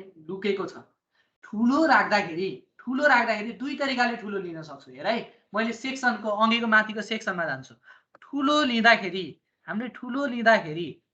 मैले एउटा ठुलो यो सपोज यो फेल भएको हुन्थ्यो भने मैले ठुलो के पनि लिन सक्थेँ 70 इन्टु 8 mm को लिएँ भने पनि ठुलो एरिया हुन्थ्यो अर्को के पनि लिन सक्थेँ 75 6 को लिएको भए पनि एरिया ठुलो हुन्थ्यो अथवा 75 8 ले पनि एरिया ठुलो हुन्थ्यो हो कि हैन भनेको कुरा बुझ्दैछौ एउटा भनेको मैले थिकनेसलाई ठुलो मान्न पाउँदो रहेछु थिकनेसलाई मात्र बढाए पनि एरिया ठुलो हुँदो रहेछ अर्को भनेको एंगललाई नै मैले ठुलो बनाउन सक्दो रहेछु भने इक्जाममा चाहिँ ट्रायल गर्दाखेरि सकेसम्म के गर्दाखेरि चाहिँ हामी फर्किनु पर्दैन एकचोटी फर्के पनि दोस्रो चोटी फर्किनु पर्दैन भन्दा कहिले पनि पातलो ठुलो किताब सम्झ है एकचोटी दिमागमा हाल्नु ठुलो पेज छ एउटा सानो पेज छ भने अभियसली सानो पेजलाई च्याप्न भन्दा ठुलो पेजलाई च्याप्न धेरै फोर्स लाउनु पर्छ ठुलो विड्थ भएको है हो एउटा विड्थले पनि रप्चरलाई फरक पार्छ तर विड्थ भन्दा बढी मोटो र पातलोले नै त्यही एउटै ठुलो विड्थ राख्न भन्दा एरिया बराबर राखेर ठुलो विड्थ राख्न भन्दा त्यति नै एरिया बराबरको थिकनेस मोटो राख्यो भने च्याप्न सजिलो कि विड्थ बढी राखेको च्याप्न सजिलो भन त थिकनेस मोटो राख्यो भने च्याप्न गाह्रो हुन्छ कि एरिया बराबर राखेर थिकनेस मोटो राख्दाखेरि च्याप्न गाह्रो हुन्छ कि एरिया के अरे विड्थ बढी राखेर थिकनेस हो सर थिकनेस हो यही कन्सेप्ट यही रियल लाइफको कन्सेप्ट युज गर्ने यदि फेल छ भने सकेसम्म साइजलाई बढाउन ट्राई गर्न भन्दा केलाई बढाउनु नेक्स्ट सेक्सन चुज गर्दाखेरि थिकनेस ठुलो लिनु साइजलाई बढाउनु परेन साइजलाई नबढाएपछि यो 70 चाहिँ सेम रह्यो मैले 6 mm को ठाउँमा अब कति लिन्छु 8 mm अथवा 10 mm लिन्छु त्यही भएर फर्स्ट ट्रायल गर्दाखेरि कहिले पनि के नगर्नु 70 10 को ट्रायल गर्न भन्दा फर्स्ट ट्रायल गर्दाखेरि चाहिँ 75 को के को गर्दाखेरि राम्रो भयो 8 को भनेको अर्थ नेक्स्ट ट्रायल गर्नलाई यदि त्यो सेक्सन फेल भयो भने फर्स्ट त हामीले एरिया हेरेर जाने हो त्यो एरिया हेर्दाखेरि त्यो सेक्सनको पाइने सबैभन्दा ठुलो थिकनेस लिन भन्दा नेक्स्ट सेक्सनको अलिकति थिकनेस के भएको लिने फर्स्ट ट्रायल गर्दाखेरि कम भएको लियो भने यदि सेक्सन फेल हुँदा बित्तिकै रप्चरमा हुने हो अथवा ब्लकमा हुने हो त्यो ब्लक अथवा रप्चर चाहिँ थिकनेस पातलो भएर हुने चान्सेस बढी हुन्छ त्यही भएर थिकनेस मैले त्यही सेक्सनको थिकनेस मोटो राखिदिन सक्छु अब मैले थिकनेस पनि बढाएँ वेट पनि बढाएँ भने ओभरसेप हुन्छ फेरि त्यो ओभरसेप भयो भने फेरि मैले घटाउनु पर्छ त्यही भएर दुईटैलाई बढायो भने चाहिँ मलाई गाह्रो हुन्छ ओभरसेप हुन्छ त्यही भएर यदि फेल भयो र ठ्याक्क बढाउनु पर्यो भने चाहिँ ओभरसेप नभइकन डिजाइन गर्नको लागि चाहिँ हामीलाई थिकनेस मात्र बढाउँदाखेरि चाहिँ राम्रो हुँदो रहेछ त्यही कारणले गर्दाखेरि फर्स्ट ट्रायलमा कहिले पनि म्याक्सिमम थिकनेस लिने होइन यो चाहिँ तिमीहरूलाई कम्पल्सरी छैन तर यो कन्सेप्ट चाहिँ कतैतिर दिमागमा राख्यो भने तिमीहरूलाई जिन्दगीमा धेरै सजिलो हुनेवाला छ टेन्सन मेम्बर डिजाइन गर्दाखेरि सजिलो हुनेवाला छ फर्स्ट ट्रायल मैले कहिले पनि के चुज गर्दिनँ 55 के चुज गर्दिनँ 10 चुज गर्दिनँ बरु 55 10 को एरिया यो 10 एरिया चाहिन्छ भने मैले 10 एरिया हुने 70 70 70 8 को चुज गर्छु। यो 10 कै नजिक भएको यो चुज गर्छु। यो ठुलो चुज गर्न भन्दा यो थिकनेस ठुलो चुज गर्न भन्दा 8 को चुज गर्छु। अब 8 को चुज गरे भने यदि यो फेल भयो भने मलाई नेक साइज बढाएर कति राख्न पाउँछु मैले 10 राख्न पाउँछु। यही हो यसको फन्डामेन्टल लजिक सेक्सन चुज गर्ने। यति भएपछि तिमीहरूलाई रिपिट गर्नु पर्यो भने पनि एउटा स्टेप मात्र रिपिट गरे पुग्छ। जे फेल भयो त्यही मात्र रिपिट गर्ने हो, सबै रिपिट गर्नु पर्दैन। र त्यही फर्स्ट चोटि ट्रायल गरेको ल हेर त एकचोटि तिमीहरूले मैले भनेको अर्थ बुझ हेर है। सपोज तिमीहरूको फेल भएको चिजलाई तिमीहरूले ब्लक सेयर फेलियरमा चेक गर्यो। ब्लक सेयर फेलियरमा चेक गरेर हेर त कति ठुलो काम गर्नु, कति धेरै काम गर्नुपर्छ। यत्रो एरिया निकालेर यो 4वटा भ्यालु निकालेर यो गर्दाखेरि पनि फेरि पनि फेल भइदियो भने फेरि यही रिपिट गर्नु पर्यो भने अर्को 5 मिनेट गयो कि गएन? गइन्छ। हो, त्यही भएर फर्स्ट ट्रायलमा कहिले पनि ठुलो थिकनेस लिने हैन, सेकेन्ड ट्रायलमा थिकनेसलाई बढाउने हो, साइजलाई बढाउने होइन। यही फन्डामेन्टल दिमागमा राख, जस्तो पनि क्वेसन गर्न सक्छौ। र अहिले हाम्रो सबै सेभ भएको छ। अब लास्टमा चेक फर सिलिन्डरनेस रेसियो। सिलिन्डरनेस रेसियो चेकको लागि चाहिँ यहाँ टेबल नम्बर 3 मा कोडको टेबल नम्बर 3 मा मैले यहाँ थ्योरीमा राखिदिएको छु। Maximum value of the effective slenderness ratio tension मेम्बरको लागि भनेकै छ है। टेन्सन मेम्बरको लागि a member carrying a compression load resulting from the dead load of or यति भनेको छ, त्यो होइन। अहिले हामीले हेरेको टेन्सन मेम्बर हो। A tension member is a tension member in which a reversal direct stress occur due to the load other than wind or seismic load. Wind र seismic load छैन भने टेन्सन मेम्बरको लागि सिलिन्डरनेस रेशियो कति हुनु पाउने छ? कति? 180। अब त्यहीसित कम्पेरिजन गर्ने हो, अरु केही पनि गर्नु पर्दैन। जस्ट कम्पेरिजन गरिदिउ सक्यो। हेर त यल दिएकै छ, लेन्थ दिएन भने चेक गर्नु परेन। अहिले लेन्थ दिएको छ, त्यही भएर 2.5 इन्टु 100 के अरे 1000 डिभाइडेड बाइ यसको माथि गएर हेर त त्यो टेबलमा आरएक्स र आरवाई को भ्यालु दिएको छ।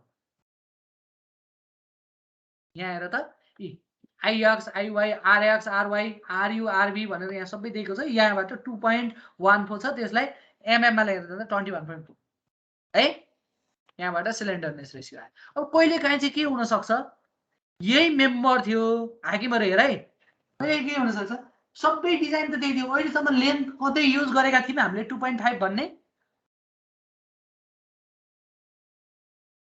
2.5 भन्ने लेन्थ कहीं युज गरेका थियौँ थिएनौं सर, थिएनौं।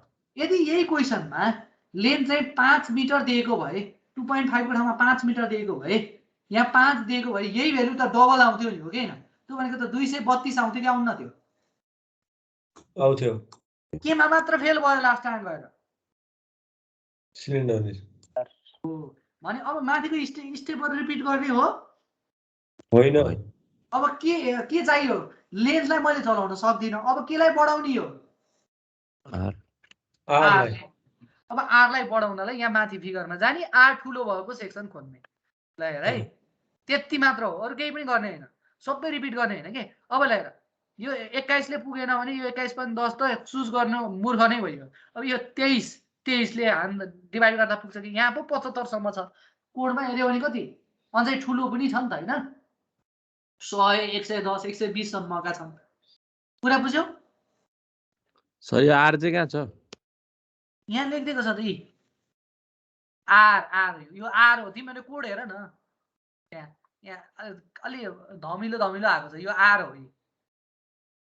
सर त्यो आर बढ्दा चाहिँ अघि ल्याएको एरियाको भ्यालु भन्दा बढी एरिया भ्यालुतिर खोज्नु पर्यो हैन सर? फेरि कम भयो त फेरि माथि हाकिमहरु तिमीले कस्तो बुद्धि लाउनु हैन के सर? जस्तो आर बढाउँदा फेरि आरै खोज्ने हो कि एरिया खोज्ने नै हैन। एरिया त अभियसली आर को भ्यालु ठुलो हुनको लागि एरिया के हुन्छ? सेक्सन आर भनेको त रुट अन्डर आई बाइ ए हो कि हैन? हो।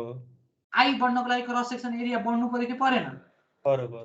भनेको सेक्सन ठुलो हुन्छ अभियसली हो। तर मैले एरिया हेरेर हेर्दिन के, मैले के नै हेर्छु? मलाई चाहिएको कन्सर्न नै केमा छ? आरमा छ। भने मैले टेबलमा पनि के को ठुलो भ्यालु खोज्छु? एरियाको ठुलो भ्यालु खोज्दिन, के को ठुलो भ्यालु खोज्छु? आर को ठुलो भ्यालु। कुरा बुझ्यौ? एरिया आफै ठुलो भइहाल्ने रहेछ। भयो आफै ठुलो हुन्छ यतातिर। मलाई त्यो बाइ डिफल्ट आउने हो, बाइ प्रोडक्ट जस्तो। ओके सर, ओके ल बुझ्यौ कुरा? तर यो आरएक्स आरवाई दुईटा मध्येको सानो स्लेन्डरनेस रेसियो चाहिँ के लिनुपर्छ जहिले पनि सानो लियो भने छिटो फेल हुन्छ कि हुँदैन हो सर सबै तिमीहरूले जानेकै छौ त पहिला पनि त स्ट्रेन्थ अफ मेटेरियलमा त्यत्रो सिलिन्डरनेस रेसियो बढाएको होइन साथी ल अब हेर कुरा बुझ्यो अब लास्टमा के गर्ने सबै कुरा ओके छ भएपछि लास्टमा के बनाइदिने के ओके भएको फिगर बनाइदिने अनि माथिको एरेन्जमेन्टको फिगर चाहिँ थियो त्यही हो एङ्गल 70 70 छ 150 किलोन्युटनको लोड यसको 70 mm कतिवटा 1 2 3 4 5वटा बोल्ट M24.6 यता 30 र यता 40 एज डिस्टेन्स अहिले 30 राखेको छु 30 50 50 50 50 50 गसेटको पिरियडको थिकनेस चाहिँ 10 mm काम कुरो सिद्धि ल यति हो मेन हाम्रो यो के टेन्सन मेम्बर डिजाइन अब एकचोटि सर यही कुरालाई रिपिट हुने गरेर मैले यहाँ न्युमेरिकल राखेको छु सर रिपिट मात्र हो अब हेर सर हजुर सर त्यो अब हामीले जस्तो सिलिन्डर रेसियोमा आर चेन्ज गर्यौँ हैन आर चेन्ज गरेपछि त एरिया पनि त चेन्ज भयो हैन माथिको एरिया बढ्यो नि त एरिया बढ्यो एरिया घट्दैन कहिले एरिया के हुन्छ आर बढाउँदाखेरि बढ्यो बढ्यो एरिया बढ्यो भने फेल हुने पोसिबिलिटी होला र हजुर एरिया बढ्यो भने रप्चर फेरि बढ्ला र बढ्दैन कहिले पनि त्यो हुँदैन किन सानो सेक्सनले सेटिस्फाई भएको चिज ठुलो सेक्सन राखेपछि झन् स्ट्रेस के हुने हो एरिया बढ्यो भने अल्टिमेटली डिजाइन त तिमीले टेन्सनमा गर्दैछौ नि टेन्सनमा फेल हुने भनेको त टेन्सन स्ट्रेस लियो टेन्सन स्ट्रेस भनेको त फोर्थ बाई एरिया हो एरिया बढेको छ भने स्ट्रेस घट्छ स्ट्रेस घट्यो भने पहिलाको भन्दा स्ट्रेस आउँछ घट्दैछ भने कहिले पनि फेल हुने चान्सेस हुँदैन त्यही भएर सेक्सन बढाउँदाखेरि हामीले रिपिट गर्न हामीले छैन तर रियल लाइफमा हामीले काम गर्दाखेरि त एक्सेलमा गर्छौँ अथवा कम्प्युटर कुनै सफ्टवेयरमा गर्छौँ सफ्टवेयरले त सबै भ्यालु के गरिदिन्छ अटोमेटिक सबै भ्यालु चेन्ज हुन्छ जस्तो एक्सेलमा मैले एउटा कुनै काम गरेँ भने यिनी कामहरू जस्तो तिमीहरूको टेन्सन मेम्बर भन्ने मैले यो एक्सेलमा पनि यो अटोमेटिक गर्ने बनाएको छु कि यहाँ सफ्टवेयर नै बनाएको छु मैले तिमीहरूलाई पछि मैले सफ्टवेयर नै तिमीलाई देखाइदिउँला अझै फिनिस भएको छैन त्यसमा चाहिँ तिमीहरूलाई एउटा मैले डिजाइन गर्ने यो सफ्टवेयर नै बनाएको छु यसको है हामीले तिमीहरूले पढेको जस्तो हेर सफ्टवेयर नै बनाएको अब त्यसले त के गरिदिन्छ सिधै फाइनल फिगर बनाउँदाखेरि चाहिँ कुनको एरिया चाहिँ राख्ने भनेको हजुर फिगर बनाउँदाखेरि ए तिम्रो क्वेसन त अर्को रहेछ नि त अब लास्टमा तिमीले एरिया बढाएर ओके भयो भनेपछि अब यहाँ 70 70 राख्ने होला कि 75 75 मा ओके भयो भने 75 75 राख्ने होला लास्टमा जुन ओके हुन्छ त्यही राख्छ हो लास्टमा जसले सबैलाई पुग्नेवाला छ त्यही राख्ने हो लास्टको फिगर त्यही भएर त यहाँ पनि फिगर बनाउनु पर्यो नि नत्र त एरेन्जमेन्ट वाला फिगर त मैले कहाँ पनि बनाएको थिएँ यहाँ पनि त बनाएको थिएँ यहाँसम्म पास भएको थियो नि त यो त योभन्दा पछाडि फेल भएको भए त पुग्थ्यो र त्यो फिगरले साथीले बुझ्यो होइन त ल सेकेन्ड क्वेसन भनेको चाहिँ यो सर र त्यही अघिको क्वेसनको रिपिटेसन हो जस्ट तिमीहरूलाई धेरैवटा क्वेसनहरू प्र्याक्टिस होस् भनेर यहाँ मैले राखिदिएको छु र यो चाहिँ आउँछ अघिल्लोचोटिको अनलाइन मेटेरियल बनाएको त्यत्रो किताब पनि थिएन नि त होइन तिमीहरूसँग मोस्ट अफ दिसँग तिमीहरूको सिनियर दाइहरूसँग त्यो भएर मैले सबै इच एन्ड एभ्री कुराहरू पिडिएफमा राखिदिएको छु त्यो पिडिएफको मात्र कुराहरू पढ्यो भने पनि मजाले पुग्छ सबै टाइपको न्युमेरिकलहरू एउटा पनि नछुटाइकन किताबमा त्यसबाट आउन सक्ने सबै टाइपको पोसिबल न्युमेरिकलहरू किताबमा हुने त्यो सबै यहाँ मैले राखिदिएको छु है त्यो भएर यहाँ धेरैवटा न्युमेरिकल छन् ल हेर अब सेकेन्ड टाइपमा हामीले डिजाइन इन्जिनियरले काम गर्ने दुईटा हो इन्जिनियरले कि त बनाउने हो अर्को के गर्न सक्छ कि त चेक गर्ने जस्तो कसैले बाटो पुल बनाइदिए भनेर पुल बनाउन पनि सक्छु अर्को अलरेडी पुल बनेको छ एकदम मोटो मान्छे मोटो ल हेर एउटा सानो बच्चाको लागि मैले एउटा पुल बनाएको थिएँ सानो पुल बनाएको थिएँ है पुल बनाएको थिएँ अब यसमा तिमीहरू गएर चाहिँ खेलाउन रमाइलो लाग्यो ओरादेखि पर जानुपर्ने थियो हो एउटा हिँड्दा अर्को हिँड अब तिमीहरूलाई पनि रहर लाग्यो अब तिमीहरू गइदियो भने के हुन्छ यहाँ टेक्यो भने यो चुन्टेर जान्छ अथवा भाँचिन्छ अथवा बिग्रिन्छ भत्किन्छ अनि अब इन्जिनियरको काम चाहिँ के हो त्यस्तो लोडहरू एप्लाई गर्नभन्दा पहिला त्यसले नर्मली जसले डिजाइन गरेको त्यसलाई त त्यो केही हुनेवाला छैन। त्योभन्दा एक्सेप्सनल लोडहरू त्यही आयो भने त्यसले धान्न सक्छ कि सक्दैन। इक्जाम्पल अब सपोज तिमीहरूको कुनै एउटा साथीको जिल्ला चाहिँ कालीकोट रहेछ है, कालीकोट एउटा तिम्रो जिल्ला रहेछ। कालीकोटमा मैले एउटा पुल बनाएँ पहिला गाडी चलाउनको लागि नर्मली मैले पुल बनाएको थिएँ, मोटरेबल ब्रिज हो। अब यहाँ चाहिँ मैले यहाँ कालीकोटमा कर्णाली नदी छ, यता कर्णाली नदी आयो। अब मैले के बुझेँ, ओहो कर्णाली नदीमा ठुलो ड्याम बनाइदिएर हाइड्रो पावर बनाउन पाए त कति हुन्थ्यो, देशको ऊर्जा सङ्कट भन्ने त कहिले पनि हुन्न थियो, हुन त अहिले नै बढी हुन थालिसक्यो। पुरै इन्डियालाई बेचेर अथवा विदेशलाई बेचेर पैसै हुन्थ्यो। भनेपछि अब मैले के बनाउनु पर्यो, त्यहाँ ड्याम बनाउनु पर्यो। ड्याम बनाउँदाखेरि मेटेरियलहरू बोक्नु पर्यो, त्यस्तै गरेर पावर हाउस बनाउनु पर्ने होला। अब पावर हाउस बनाउनको लागि यो बाटो छ, यो पुल थियो। अब यहाँबाट मैले टर्बाइन बोकेर यहाँबाट टर्बाइन बोकेर मैले पावर हाउसमा लिएर जानु पर्यो। अब मैले गाडी बनाएको टर्बाइन बोकुला भनेर थिएन, पहिला गाडी बनाउँदाखेरि त्यहाँ हाइड्रो पावर बनाउने भन्ने थाहा नै थिएन। अब मैले यहाँ बनाइ पो सकेँ, पुल बनिसकेको छ। अनि अब मेरो काम के हुन्छ, यहाँबाट मैले टर्बाइन लिएर जाँदाखेरि यो पुलले धान्छ कि धान्दैन भन्नुको अर्थ के गर्नु पर्यो, यसको क्यापासिटी कति छ, यहाँ राखेका बिमको क्यापासिटी कति छ, यहाँ राखेका इलिमेन्टको क्यापासिटी कति छ, त्यो निकाल्नु पर्यो। त्यो निकालेर त्यो टर्बाइन बोकेर हिँड्ने गाडीको लोडले दिने बेन्डिङ मोमेन्ट, यदि बिम छ भने बिम त बेन्डिङमा फेल हुन्छ, त्यसले दिने बेन्डिङ मोमेन्ट कति छ त्यो निकाल्नु पर्यो। यदि गाडीले दिने बेन्डिङ मोमेन्ट भन्दा ब्रिजको बेन्डिङ मोमेन्ट चाहिँ रेसिस्टिङ बेन्डिङ मोमेन्ट बढी छ भने ल तपाईँले टर्बाइन मजाले लिएर जान सक्नुहुन्छ भनेर भन्न पाएँ। यदि बेन्डिङ मोमेन्ट चाहिँ ब्रिजको कम आयो, गाडीले बोकेर लिएर जाने बढी आयो भने साथी यो लान मिल्दैन, ब्रिज पनि खस्छ, तपाईँको ट्रक पनि खस्छ, टर्बाइन पनि तल कर्णाली नदीमा खस्छ। त्यो भएर त्यो मूर्ख काम गर्नु भएन भन्नुको अर्थ मैले के गर्नु पर्यो, त्यो भनेको के रहेछ, क्यापासिटी चेक रहेछ। क्यापासिटी चेकमा के फाइदा हुन्छ सोच त, के फाइदा हुन्छ, मैले के गर्नु पर्दैन, मेम्बरलाई के गर्नु पर्दैन, सिलेक्सन गर्नु पर्दैन। किन, अर्कोले डिजाइन गरेको छ, उसले सिलेक्सन गरिसकेको छ, अनि मलाई फेल भयो भनेर रिपिट गर्नुपर्छ डिजाइन। मलाई गाडी यहाँबाट पुर्याउनै छ, यो गाडी लिएर जाने गरेर ब्रिज डिजाइन गर्दै भन्यो भने पो मैले एउटा बिम राख्छु, त्यो फेल भयो भने अर्को बिम राख्छु। जबसम्म यो गाडीको वेटलाई त्यसले धान्न सक्दैन तबसम्म रिपिट गर्ने हो। तर ब्रिज बनेको छ भने त अब मैले त्यहाँ त ठुलो सेक्सन राखेर बढाउन सक्छु र अब अर्को बाटो खोज्ने हो सर, अर्को बाटो खोज्ने हो। त्यो भएर अब यदि क्यापासिटी सोध्यो भने खुसी हुने, यहाँ सेक्सन फेल हुनेवाला छैन, यहाँ पुग्छ पुग्दैन फेल, यसमा चाहिँ लोड चाहिँ सेफ छ, लोड चाहिँ सेफ छैन भनिदिने मात्र हो। लास्ट टाइम गएर एउटै स्टेप निकालेर जाने, यसमा रिपिट सेक्सन केही पनि गर्नु परेन। अब स्टेप सम्झिनु, फर्स्ट स्टेप हाम्रो लोड क्यालकुलेसन हो। यही लोड क्यालकुलेसन फर्स्ट स्टेप नै हाम्रो फाइनल क्यापासिटी नै लोड क्यालकुलेसन हो। त्यही भएर फर्स्ट स्टेप गर्नु परेन। सेकेन्डमा हामीले सेक्सन सिलेक्सन गरिदिउँ हो कि होइन, डिजाइन गर्दाखेरि हो कि होइन, सेक्सन सिलेक्सन गर्नु पर्यो। अलरेडी अरूले सेक्सन सिलेक्सन गरिदिइसकेको छ, त्यो पनि गर्नु परेन। थर्ड स्टेपमा के गर्थिन्, थर्ड स्टेपमा बोल्ड गर्ने कि वेल्ड गर्ने भन्ने हो, कनेक्सन गर्थिन्। कनेक्सन गर्दाखेरि के गर्थिन्, ल बोल्डिङ गर्यो भने PU डिभाइड बाइ के गर्थिन् हामीले सम्झ त, बोल्ड भ्यालु। अब PU को भ्यालु थाहा छ र छैन, बोल्ड भ्यालु त निकाल होला बेयरिङ र सेयरिङबाट। PU को भ्यालु थाहा छ छैन, PU को भ्यालु अब कसरी नम्बर अफ बोल्ड निकाल्ने होला भन त,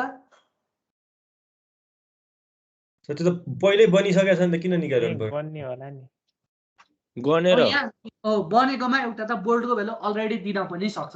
फर्स्टमा तिमीले भनेको ठिक हो, तर मलाई त्यो दिने मान्छेले चाहिँ के दियो, कनेक्सनको डिटेल दिएन, मलाई मेम्बरको डिटेल मात्र दियो। मेम्बर चाहिँ पुग्छ कि पुग्दैन भनेर मलाई चुज गर्न लाग्यो त्यसले, त्यो जुन सिलेक्सन गरेको मेम्बर छ त्यति मात्र दियो।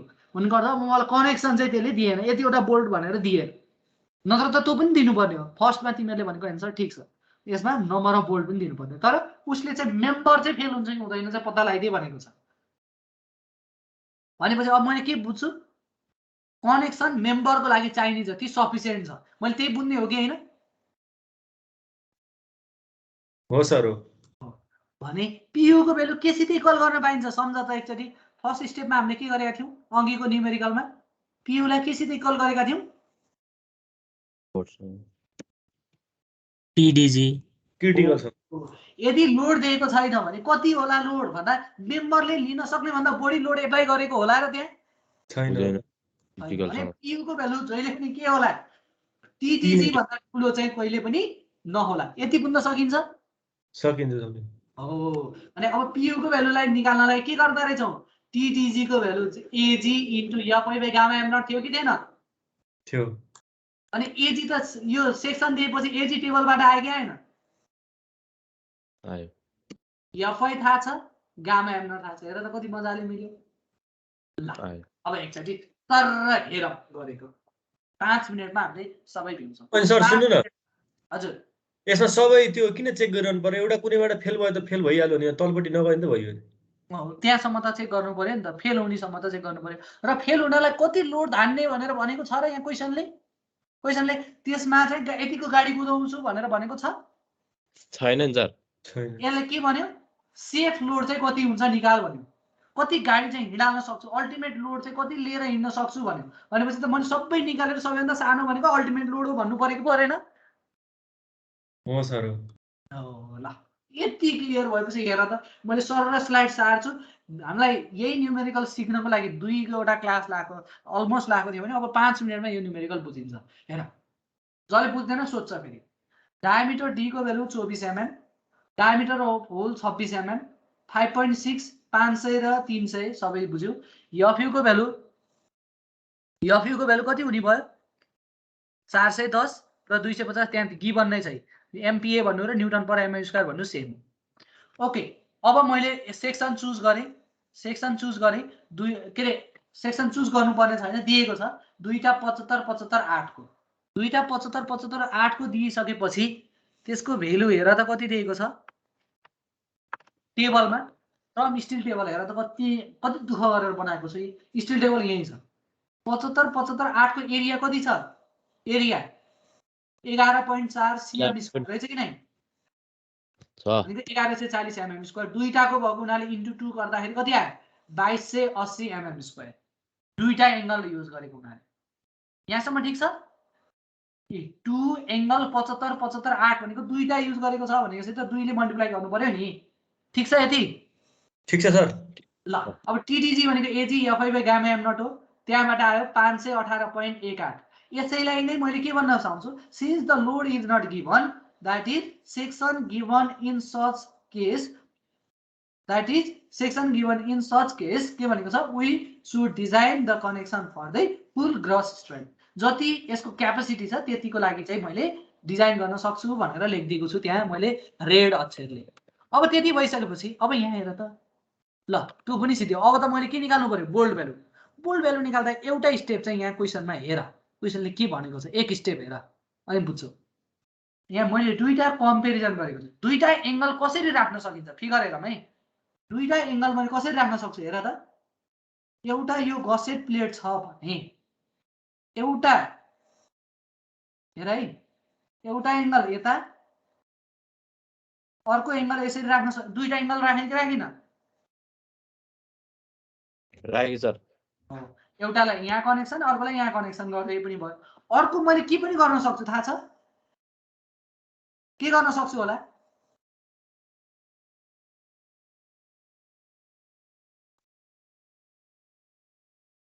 अर्को कता? एउटाको एउटा बीचमा एउटा किताब सम्झ। एउटा चाहिँ अगाडिको सबभन्दा कभर फर्स्ट कभरमा, अर्को चाहिँ ठ्याक्कै लास्ट कभरमा। एउटा चाहिँ एकैतिर, दुईटै फर्स्ट कभरतिर अथवा फर्स्ट लास्ट कभरतिर एकैतिर राखे। अर्को चाहिँ के हुने? एउटा ठ्याक्क अगाडि, एउटा ठ्याक्क त्यसैको कतातिर पछाडितिर। अब ठ्याक्कै पछाडितिर राख्यो भने यहाँ के फरक पर्यो हेर त। एउटै बोल्डले के गर्न सकियो? दुईटै एंगल कनेक्ट गर्न सकियो, हो कि हैन? सक्यो। हो, यति हो यहाँ बुझ्नु पर्यो।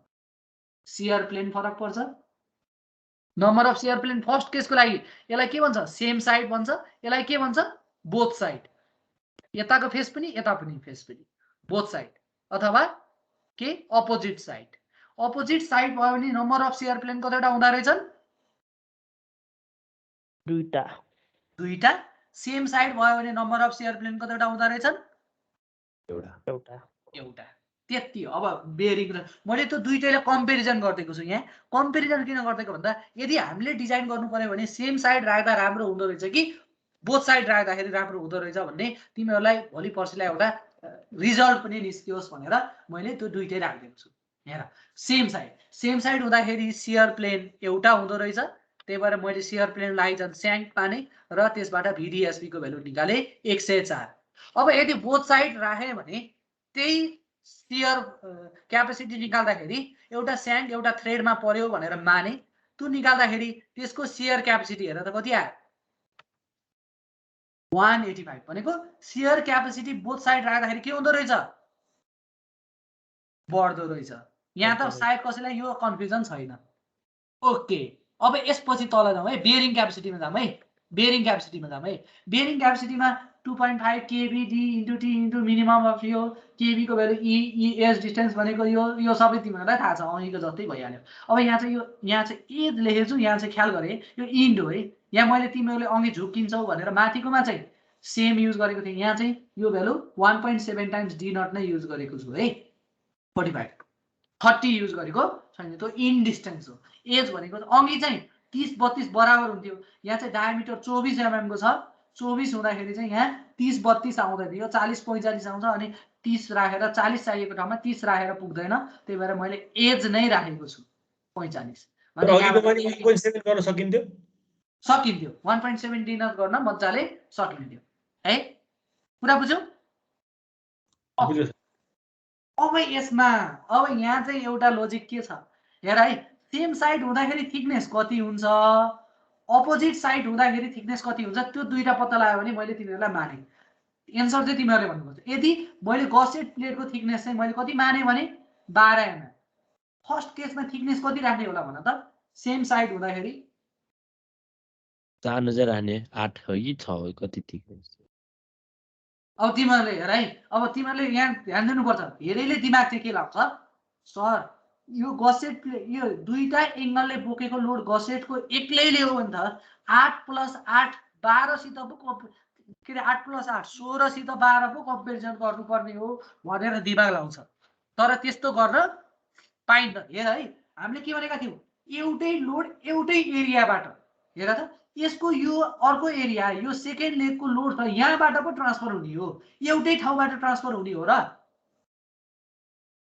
होइन त्यही भएर यहाँ हेर्यो भने हेर त एकचोटि यो ठाउँबाटको यसले पी लोड दिन्छ भने यो गसेट प्लेटको पनि यो क्रस सेक्सनबाट ट्रान्सफर हुने लोड कति नै हो पी नै हो यदि एंगलले p/2 ट्रान्सफर गर्छ भने यो गसेट प्लेटको यो क्रस सेक्सनले लिने लोड पनि कति नै हो p/2 सेम क्रस सेक्सन एरियामा सेम लोड हेर्ने हो त्यही भएर यहाँ चाहिँ दुईटा मध्येको सानो भनेको 12 र 8 को सानो कम्पेरिजन गरिने भयो तर यो सेकेन्ड केसमा हेर त सेकेन्ड केसमा के हुने भयो यो कति mm 12 यो कति 8 यो कति 8 अनि कति कम्पेरिजन गर्नु पर्यो भन त सेकेन्ड केसमा 12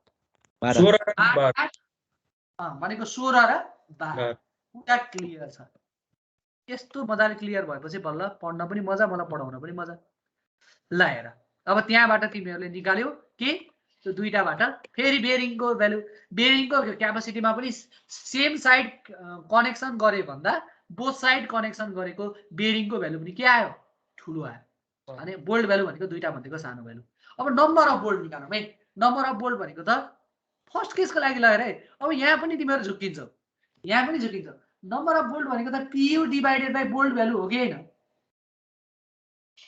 हो सर हो कि हैन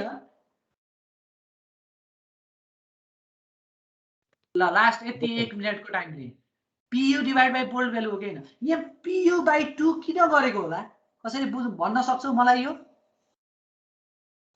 दुईटा बोल्ट भएर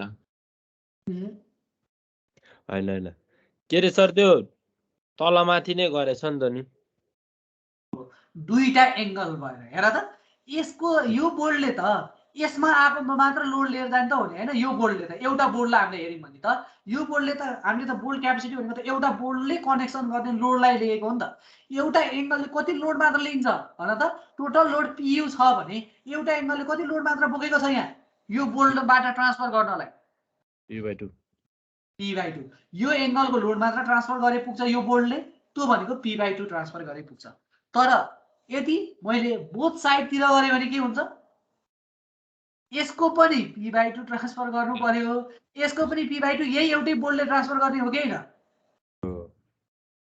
त्यही भएर यहाँ चाहिँ P/2 गर्नु परेन यहाँ चाहिँ के गर्नु पर्यो P/2 गर्नु पर्यो त्यही भएर यहाँ चाहिँ 3.17 आयो नि यहाँ चारवटा बोल्ट आयो यो चारवटा बोल्ट होइन यहाँ 8वटा बोल्ट आएको हुन् एउटातिर 4वटा अर्कोतिर कतिवटा 4वटा 4 यहाँ यो लाइनमा 4वटा यो लाइनमा 4वटा आएको तर यतातिर चाहिँ 4 point something भनेको 5वटा आयो भने यो चाहिँ 5वटा टोटल नम्बर अफ बोल्डले के हो 5वटा हो यही 5वटा बोल्डले यसलाई पनि कनेक्सन गर्छ एउटा यसको ठ्याक्कै भित्र छ यसको ठ्याक्क पछाडी छ पछाडीलाई पनि एउटै बोल्डले कनेक्सन गर्छ यतिसम्म क्लियर छ अब त्यही अघिको निकाल के निकाल रप्चर निकाल एउटा एङ्गलको रप्चर निकाल यही फर्मुला लगाऊ एउटा एङ्गलको रप्चर निकाल इन्टु 2 गरेर दुईटाको आयो उता र यताको दुईटा सेम छ फरक के पर्छ हेर त रप्चर निकाल्दाखेरि यहाँदेखि यहाँसम्मको कनेक्सन W को के रे BS को भ्यालु सेम हो W आउटस्ट्यान्डिङ लेगको विड्थ यता र यता भनेको सेम छ आउटस्ट्यान्डिङ लेगको विड्थ सेम छ थिकनेस दुईटैको सेम छ फरक के पर्ने हो LC यहाँ हेर त LC कति छ यहाँ LC कति हुन्छ हेर त आउटर मोस्ट देखि बोल्टको डिस्टेन्स भन्यो भने 1 2 3 टा 3 × 60 हुन्छ भने यहाँ कति छ आउटर मोस्ट बोल्टको डिस्टेन्स 1 2 3 4 यहाँ 2 छ त्यति फरक पर्ने हो त्यहाँबाट तिमीहरूले बीटा निकाल्छौ अनि दुईटाबाट TDN1 निकाल्छौ TDN2 निकाल्छौ दुईटा भएको हुनाले इन्टु 2 गर्छौ अनि फेरि लास्टमा ब्लक शेयर फेलियर चेक गर्छौ ब्लक शेयर फेलियरमा चेक गर्दाखेरि यहाँदेखि यति एउटाको एउटा यहाँदेखि यति एउटाको है अनि त्यहाँबाट फेरि के निकाल्छौ दुईटा ब्लक शेयर फेलियर अनि त्यो एउटाको निकालेको इन्टु 2 गरेपछि दुईटाको आउँछ अनि अघिसम्म निकालेको सबै भ्यालुको सबैभन्दा ठुलो भ्यालु निकाल्यो भने त्यसलाई आउँछ सबैभन्दा के रे सानो भ्यालु निकाल्यो भने त्यो चाहिँ के हुन्छ लोड ट्रान्सफर कति हुन सक्छ म्याक्सिमम भन्दा माथि निकालेको एउटा TDG TDN TDB को सबैभन्दा सानो भ्यालु हेर त दुईटा मध्येको कसले चाहिँ ठुलो लोड बोक्न सक्दो रहेछ सेम मेटेरियल युज गर्दाखेरि सेम साइडले कि बोथ साइडले बोथ साइड यो चाहिँ तिमीहरूको एउटा फाइन्डिङ पनि हो त्यही भएर मैले कम्पेरिजन गरेर दुईटा न्युमेरिकल एकै ठाउँमा राखेर फाइन्डिङ गरिदिएको छु ताकि दुईटाको डिफेक्ट फरक के हुन्छ भनेर पनि तिमीहरूले छुट्याउन सक्छ र यही क्वेसन कहिलेकाहीँ फेरि डिजाइनमा आउँछ सर दुईटा एङ्गल राखेर मलाई डिजाइनमा सोध्यो मलाई त डिजाइन गर्नै आएन नभन्ने PU/, त्यही गर्ने एरिया आउँछ त्यो एरियालाई डिभाइड बाइ 2 गरेपछि दुईटा एङ्गल आउँछ अनि बोथ साइड राखेर यही स्टेप रिपिट गर्ने हो त्यो भोलिको क्लासमा रिपिट गरेर अगाडि जाउँला आजलाई यति आज त्यो पनि गऱ्यो भने तिमीहरूको दिमागमा छिर्दैन त्यही भएर भोलि चाहिँ मैले त्यो कुरा यदि दुईटा एङ्गल राखेर डिजाइन गर्नु पर्यो भने के गर्ने भन्ने कुरा गरेर अनि मैले वेल्डिङको न्युमेरिकल गराउँछु ओके एक्जाममा पनि दुईटै गर्नु पर्यो सँगसँगै हैन एक्जाममा त एउटा आउँछ दुईटा न्युमेरिकल आयो भने त चारवटा जस्तो भयो नि त हैन हो सर ओके सर एक्जाममा त एउटा आउँछ हैन तर मैले चाहिँ तिमीहरूलाई कन्सेप्ट एउटा सेम साइड दुईटैको हेर न मेटेरियल मैले दुईटै एङ्गल युज गरेको छु हो के त हो बोल्ट पनि तिनै बोल्टहरू युज गरेको छु भने एउटाबाट क्यापेसिटी बढी पाएँ एउटाबाट क्यापेसिटी कम पाएँ भनेपछि तिमीहरूलाई भोलि पर्सि डिजाइन गर्दाखेरि दिमागमा चाहिँ एउटा यो गर्दाखेरि राम्रो हुन्छ भन्ने एउटा नलेज बसोस् भनेर मैले दुईटा अलग अलग न्युमेरिकल गराएर पनि गर्न सक्थेँ तर त्यो नगराएर एकै ठाउँ कम्पेरिजन जस्तो गरिदिएको यसमा र यसमा के फरक हुन्छ यसमा यो हुन्छ भने यसमा यो हुन्छ त्यो भएपछि एउटा त दुईटै सँगसँगै हेर्दाखेरि तिमीहरूलाई कम्पेरिजन गर्दाखेरि छिटो दिमागमा घुस्छ अर्को भनेको चाहिँ तिमीहरूलाई एउटा फाइन्डिङ पनि हुन्छ भनेर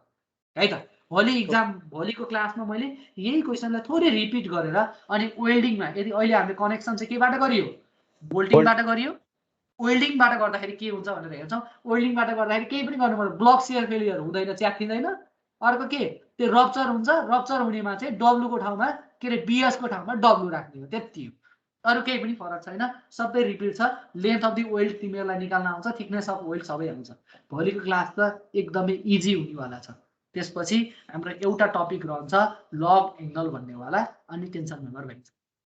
एकदमै सजिलो।